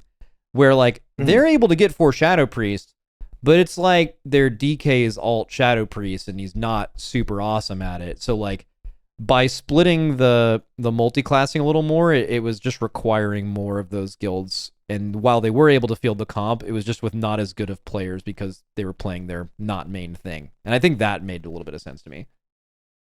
That could be the case. I think it's also though a boss where you you could die quite easily if you're not used to some of the mechanics. So I think perhaps also something to be said, I don't know, maybe I'm talking out of my ass, is that um just the sheer amount of pulls that we had done on that boss, even if it was maybe even heroic and whatnot, just getting accustomed to the coins and the fires. Like my guess is that a ton of the wipes that people had was just because people kept getting hit by coins and fires and just dying. And then once you lose 2 people, like it's over. I Yeah, could be getting hit wrong. by Maybe it's something else. no, it's definitely getting hit by fire. Like fire was basically a one shot at the time, Yeah, and they changed it now. I think. Yeah. they tried Like, to make it oh more my god. visible. Do you remember? Do you remember when we were doing splits when the fire could like just machine gun you down and like people were getting hit by the same fire like 3 times, ta ta ta, and just dying? That was in heroic. Then they changed it at some point. I don't know if you experienced that at least, that people were just dying right, left, center to fires in I mean, that heroic was splits. definitely one of the really, really hard split bosses. Like splitting one Armed Bandit, that this boss just, I think it's Yeah. just a sneaky execution requirement boss. Like it's not super easy damage Yeah. wise. Like ads have to die. There's a very strict timeline. You can instantly, it's a binary pass fail. If you don't kill the ads in time and dunk the coins, you will wipe. But like people got run the fuck over by fire, and fire theoretically isn't that hard of a mechanic on a boss like that. So. Yeah. I think this was definitely though very interesting. But like I wish they'd go more in the direction of designing things like this. I love it personally. Also, because I remembered you've mentioned phase 2 being so easy. I do think part of it is of what I said, that they buffed the health of the ads more than the boss. So therefore, the boss health, which is the only thing that matters in the last phase, was not as high compared to maybe, I Yeah. don't know. I That's also think it was a week 2 thing. Like I think One Arm Bandit week 1 would have been pretty real. true. True, true. That is also a very Because if you think good about it, you statement. actually lose infinite boss damage because the ad's health was so high that like week 1 you would have had to swap so much more to Yeah. ads to realistically get it. I mean, you guys did it before the reset a little Yeah, I bit. I don't know mean, how far you got, but like I bet you had to like you were probably just to see farther. You were like 0 boss damage, just kill ads, right? Which would be the smart progression thing to do. yeah. But like I Yeah, bet you would lose with so much damage. yeah, you definitely lose damage and definitely noticeable, right? Like you feel the gear upgrades, let's say, you'd feel it on that boss probably more than ever because it's not just the boss health percentage going down, it's everything becomes much easier. Like if you kill the ads faster, you get less withering fires. That's the dispel. Yeah. You get less bolts, arcing bolts, whatever they're called. Like you just everything happens so much calmer that it brings also a level of serenity, let's say, in the players. But I will say as well. I mean, because you said what why do you think maybe it was such different thing to other guilds? I would say this was also one of the bosses where we felt pretty confident going into it based off of the PTR. So let's say I was expecting us to do really well on that boss personally. Um, compared to let's say other bosses that you get a feel for it, but not you don't have like um as clear a plan, and you just I don't know, like sticks for example. Who knows, right? Like what might happen. They ended up tuning it harder, and it suddenly becomes a lot harder. But yeah, in this case, I think like we I don't know. Maybe it's just essentially that we played really good in comparison to maybe the other guilds. That could be the case. Because yeah, I mean, I don't know how it was for you, but No, you guys did way we, better we in one arm testing than we did, or at least from what Hopeful said. yeah, I think we brought the boss to 11% on PTR. Now, granted, the healths were way lower, right?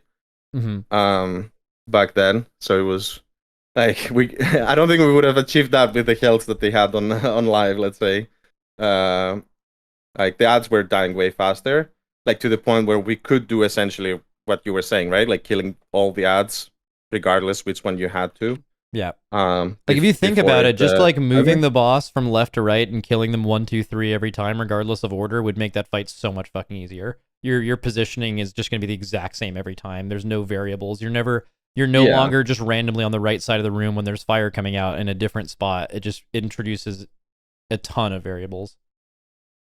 Yeah. I mean that's what you want to do, right? Like you want to bring as much consistency as possible.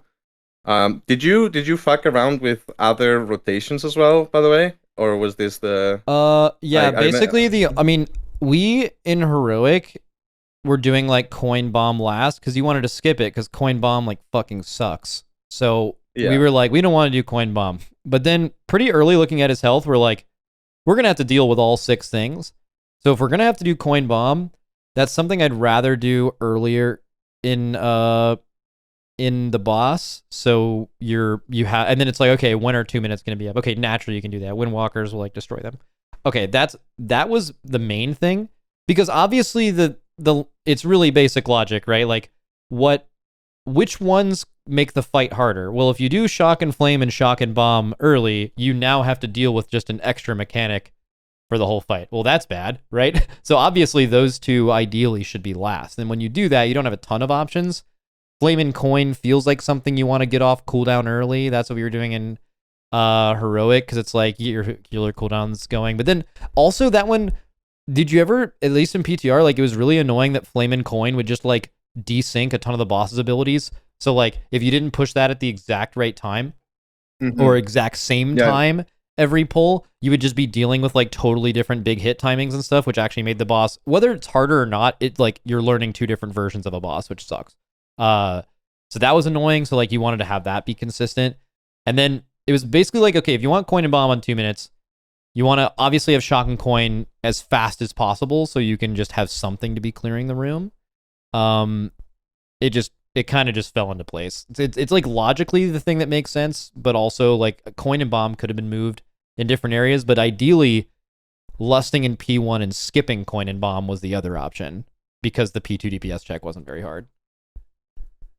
Yeah, I don't think you ever want to necessarily do this unless it looks impossible, right? Like you want to ideally make the end of the fight as easy as possible, and maybe it depends on how hard it is, right? Like if the last phase is actually like really easy to do, it's possible that you could do it without lust faster by just getting there more, right? Could be, yeah. I'm just saying, like when you're prodding, it's a little bit hard to make that gamble a little bit, maybe. Oh, but for sure. Yeah, I could see that.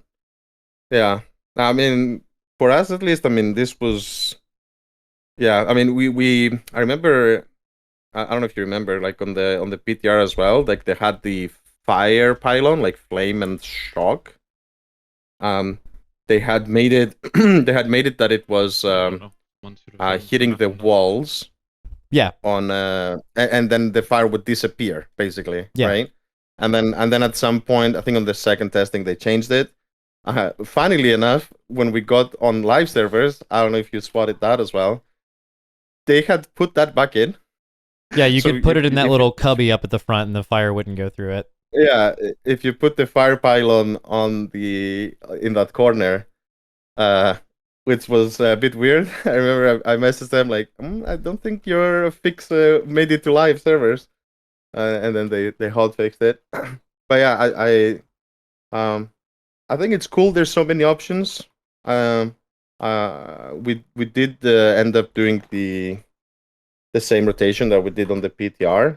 Like when we saw that the fire pylon was changed and no longer really a great option to have for the entire I mean, the fire option is. I mean, I still consider doing fire kind of early, because if you actually put it all the way, for us, it's like on the very, very far right of the room, and then you put the shock and coin on the left, the fire actually doesn't reach the range pile. But if you ever have to go to the right ad, which is, you just do, sometimes you have to go right away, sometimes whatever, like that, then it's just a problem for melee. So it ends up being a problem, but I think it's actually The flame pylon was pretty close to being a non-mechanic based on how the room played out. Yeah, that's true. And the bombs Yeah, are also really easy. theoretically. Sorry, go ahead. No, yeah, theoretically you would think like since the fire pylon technically does no damage unless you get hit, right? Mm-hmm. So whereas the shock pylon does do teaching damage whenever it is pulling you in. Yeah, and the small bombs require damage in some way to be killed, and maybe make you miss a cast by having to move. But the flame is the only one theoretically where nothing bad happens to you as long as you outrange it, which is just like or shoot it into a wall, right? So it's like there's definitely attractive things, but like I think this fight would have been a little bit more interesting if they all had some kind of penalty, like permanently. Yeah, I do because think they had to be last. A little bit. Like, why does Flame and Coin happen where you like heal through this thing and then it's just like nothing happens ever again? And that's obviously also true with all the other four. I just feel like it was just the fact that we ended up with the same rotation is really not surprising to me, because I think there's a strong amount. I think it is logically the most correct thing to do if you have to do all six. So, and it is not surprising to me that that is the case. If they all had a penalty, I think it is extremely likely that we would have ended up using two different strategies. Yeah. Did you actually, I don't know if you did this, did you map out all the different possibilities that you can do? Like every variation of this fight? No. So what we did was we had that information available to us, but it was only like, oh, we want to do coin and bomb second, or oh, we want to do coin and bomb sixth. What are the possibilities if those things are true? So I looked at it like that, but I never actually looked at specifically every. Do you know how many combinations are there? Yeah, did go through that pain. Can say. Do you want to take a guess? Maybe chat can guess as well. Let's see. It's a little interaction. What would be your guess? How many different combinations, possible combinations of things are different? I'm gonna guess somewhere around 50. But because you just said that it was really annoying, I'm assuming it's more than that. But even 50 would be really annoying. How much is it? Yeah, it's okay. So crazy numbers in the chat I see here. It's actually 34. Okay. And the reason is, I mean, I was trying to figure out like what's the logic. Because you only get 3 options every time. And there is always blue, right? Like blue is always there. And then I was trying to find what's the logic behind it. It's a bit complex. I couldn't figure out what's the exact logic of what 3 sets of colors spawn, depending on the previous thing. There is somewhat of a logic. I think it's basically blue always is there. Fire is like a very high prio, then yellow, and then purple, right? Like the bombs is kind of last in the sequence. Oh, interesting. But it's not a perfect science. This is more like overall, let's say, looking at the options. Like if you have not done all the fire options, you typically will always get a fire. Whereas, yeah. Anyways, it makes sense at least. Stuff. It totally makes sense why there's a shock every time, and it's because like they want to always give you the option if you need to give a, like, basically if area denial is the hardest thing, they want you to have the ability to like clear the room if you so choose to do that. That at least logically makes sense why they did that. Bomb being the end, the rest of it is very interesting though. Yeah. No, the strange thing is that, typically you would expect like that there should not be a blue if you've done all of the blue ones, right? Like if you've done all the shock ones, then why is it even spawning a blue? Mm-hmm. But for some reason that seemed to be hard coded. Like no matter what, you're getting a blue every single wave. Like you can check as well. Any VOD, unless maybe they changed something, so I'm keeping a 1% chance that I'm wrong. But yeah, I actually think this is something that Blizzard, if they were asked, wouldn't even mind answering, because I don't think that would be like letting any secrets loose or anything. But I think exactly who coded this and why they made those decisions would be really interesting. Okay, not probably to a lot of people. It would probably be interesting to like exactly us and no one else. But it would be really interesting to know like why exactly they chose those things to make it work, because I bet there's a reason for it. Yeah. And I mean, some variations obviously are very small. There's actually a lot more variations when you start with fire and coin, um, compared to the other two. Just because I don't know, like it's just how it is, I guess. But I think it's because the more you do the shock pylons, the less variety you can do because you always get blue, like I said, right? Like once you've done all three pylons, there's only one option after that, right? Because you always get blue, so it's the other two colors. Mm-hmm. So I think just not starting with a pylon gives you so much more variety. If you were to start with fire and coin, but yeah, This I is mean, so funny because I so know that this like occupied multiple days of your life. Specifically this thing, only to come out with like it just works really randomly. yeah, there is definitely I couldn't figure out certain like I don't have a pure rule set, let's say for it. It's it was close, but yeah, it would definitely be interesting if they were to come out and say how it was coded. I would personally be interested. But yeah, I mean, um, yeah, it was a little bit. We were expecting that they might have changed a bit more stuff. Let's say. So I definitely had a few variations ready to test out, but it ended up being just the one that we played on PTR. Ended up being the one. Um, but yeah, would have been nice uh, to to have that. All right. Yeah. I might Mhm. do one more question or two from chat. I'm trying to see if there's any interesting ones that have not been talked about before. Your take on very rare loot. I don't know if there's any, probably the same feeling most people have about it. It makes splits.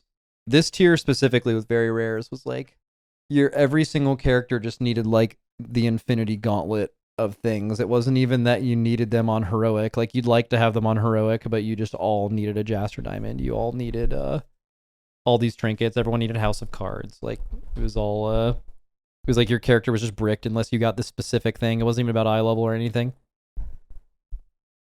Yeah. I mean, Eye of Kazan was just ridiculous, that alone. Would you like to see some Mr. GM said, would you like to see a Dinar system at the start of a season? Bro, that would reduce the amount of splits we would need to do significantly if that was the case. But also that would probably never exist for obvious reasons. Yeah. I mean, like I said, I have some thoughts, but a bit not with the current way of system. I don't expect them to do it, let's say, at least. I don't think it would be good for the majority of people, let's say.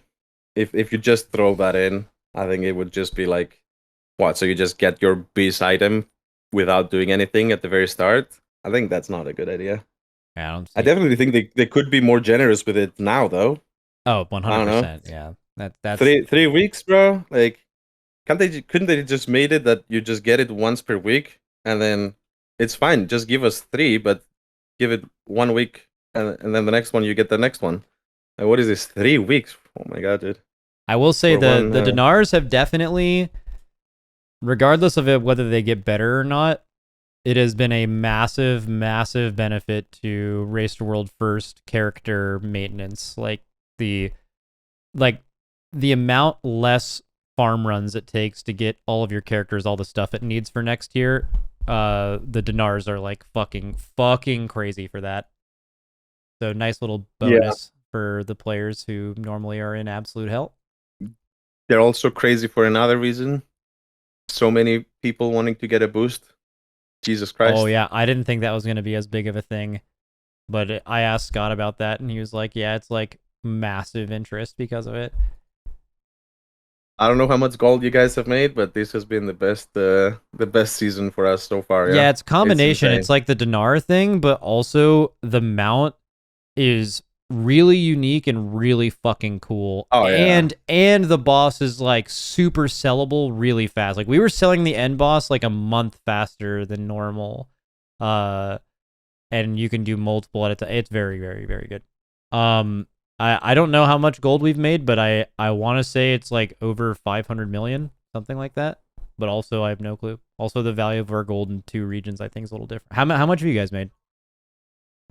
Um I think we are around the B. You're around 1B since progression. That's actually insane. Yeah, That is super crazy. it's gone hard. Yeah. That is good. I mean, at least compared to previous years, this has been. Yeah, this is the best one in a while. Yeah. Let's see. What is make Dinar? Oh, and gold actually matters for you guys because you guys have to.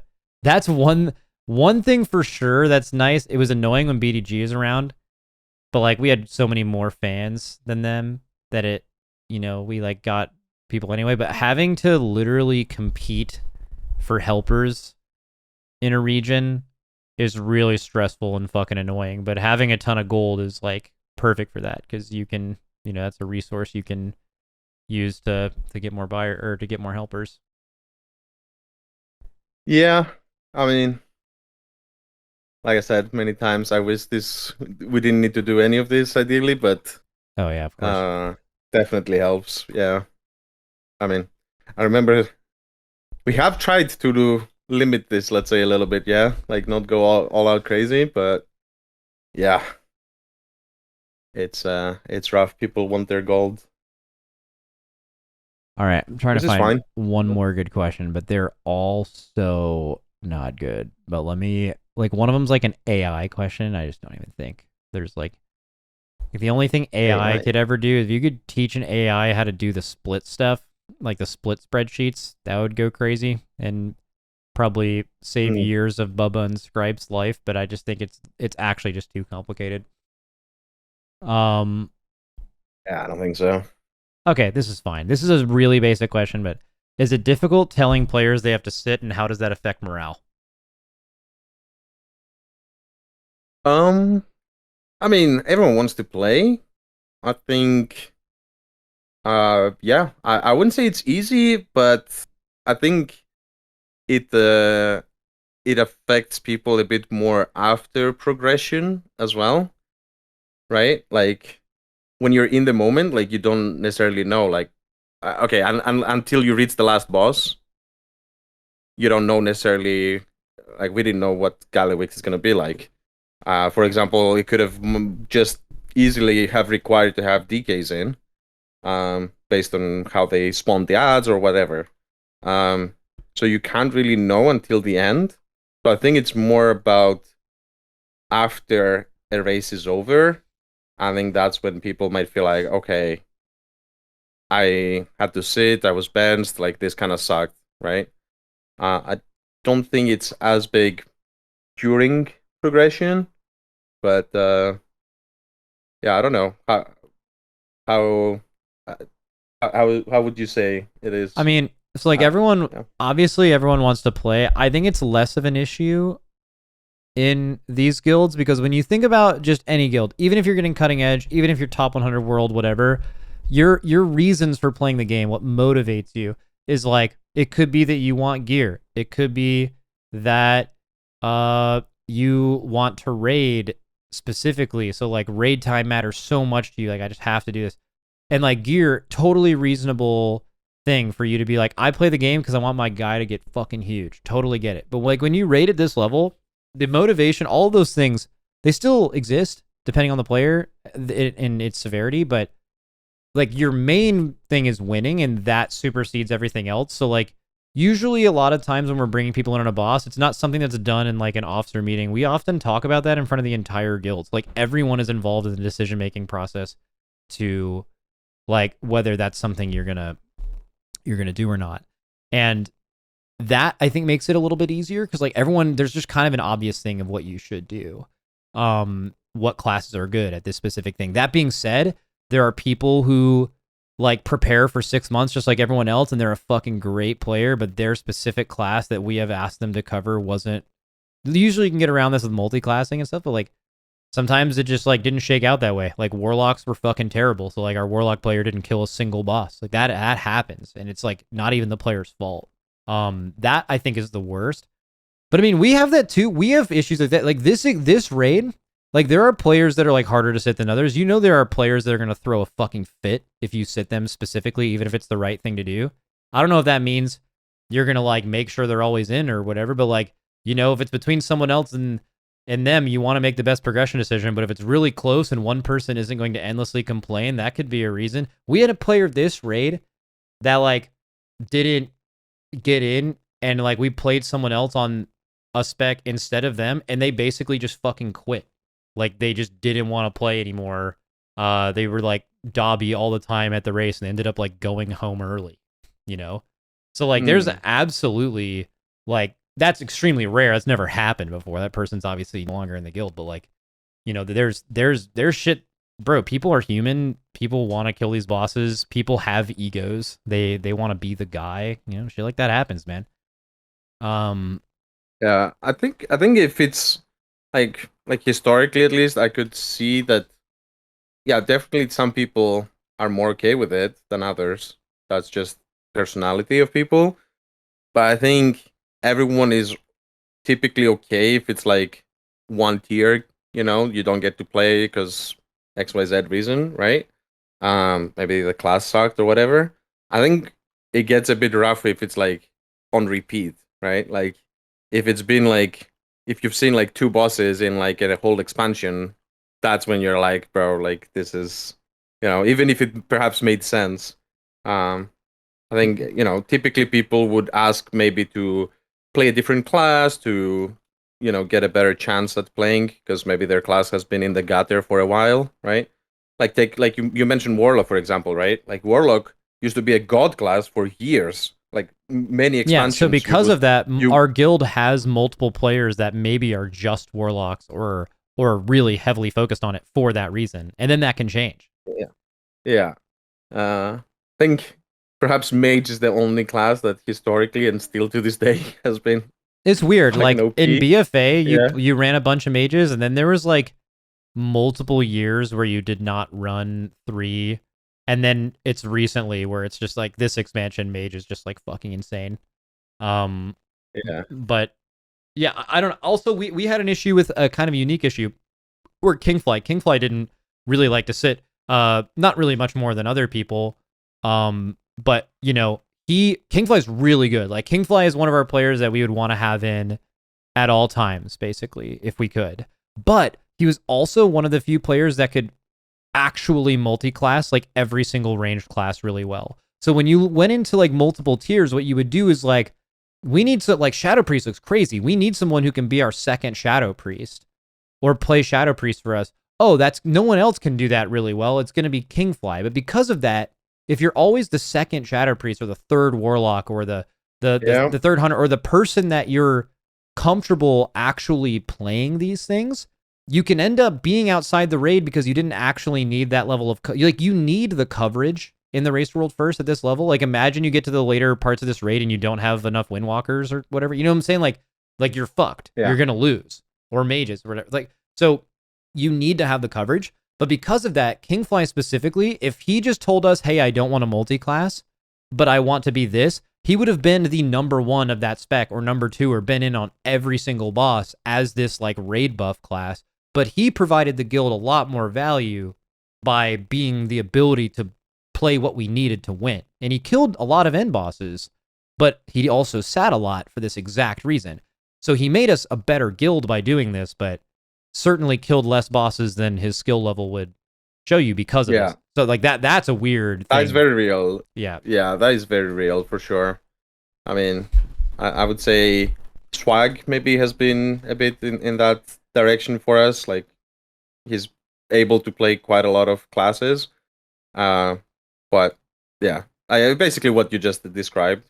And if you end up that you just need the one of each of the classes, that you're having this guy be the second on them, or 0, I guess, then it can feel pretty bad because it's a really good player. But yeah, that is a tough one. Yeah, it's a little bit guessing. Definitely not necessarily a great spot to be in, and ideally you have someone who, and maybe something that you can also, let's say, not keep being the same for years and years, right? Like I don't know, maybe if the boy wants to play a tier more secure, put him on a guaranteed spot, and then maybe next year he can go. Yeah. You want to make sure they're happy because you don't want to lose those players. Like we also had so Zevi now heals for us, But for a while, we were like, okay, do you need a 5th healer in your guild? Because, you know, you rarely 5 heal. You did it this rate a few times, but like, it's actually really rare. You can kill entire raids without ever 5 healing, like pretty consistently.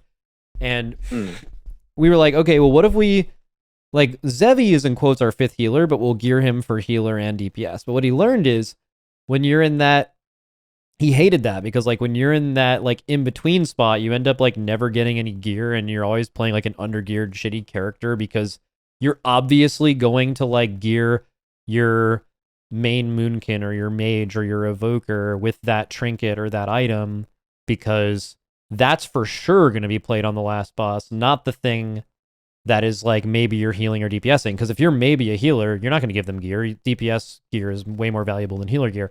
So like you end up being like a lower gear DPS this is better for the guild, but it fucking sucks as the player.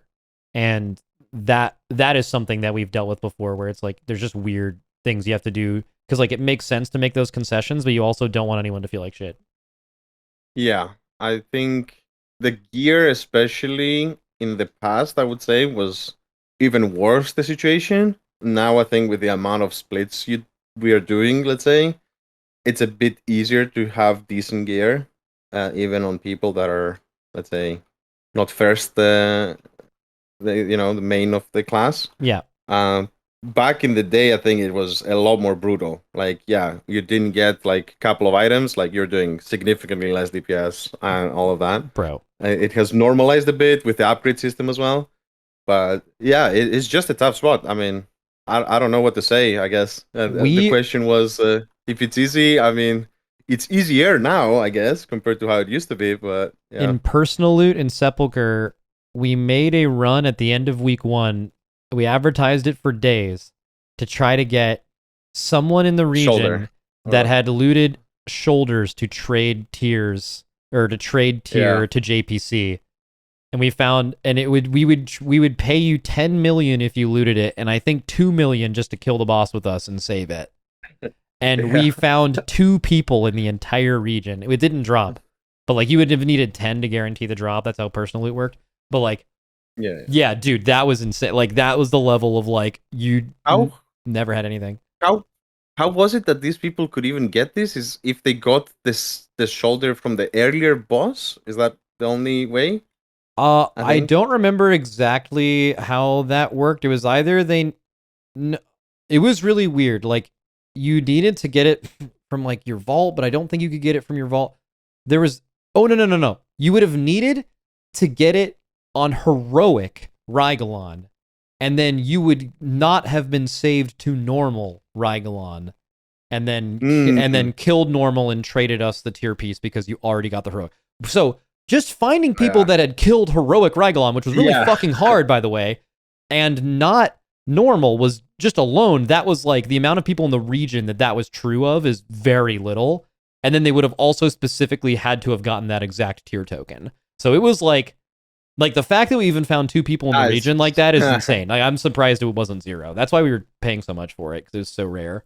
It was crazy gold, actually. Yeah, like million just to join. Yeah. Yeah, no, it was 2 million. It was 2 million to join and spend 5 minutes killing an easy normal boss. That was the best 2 million gold anyone's ever made in this game.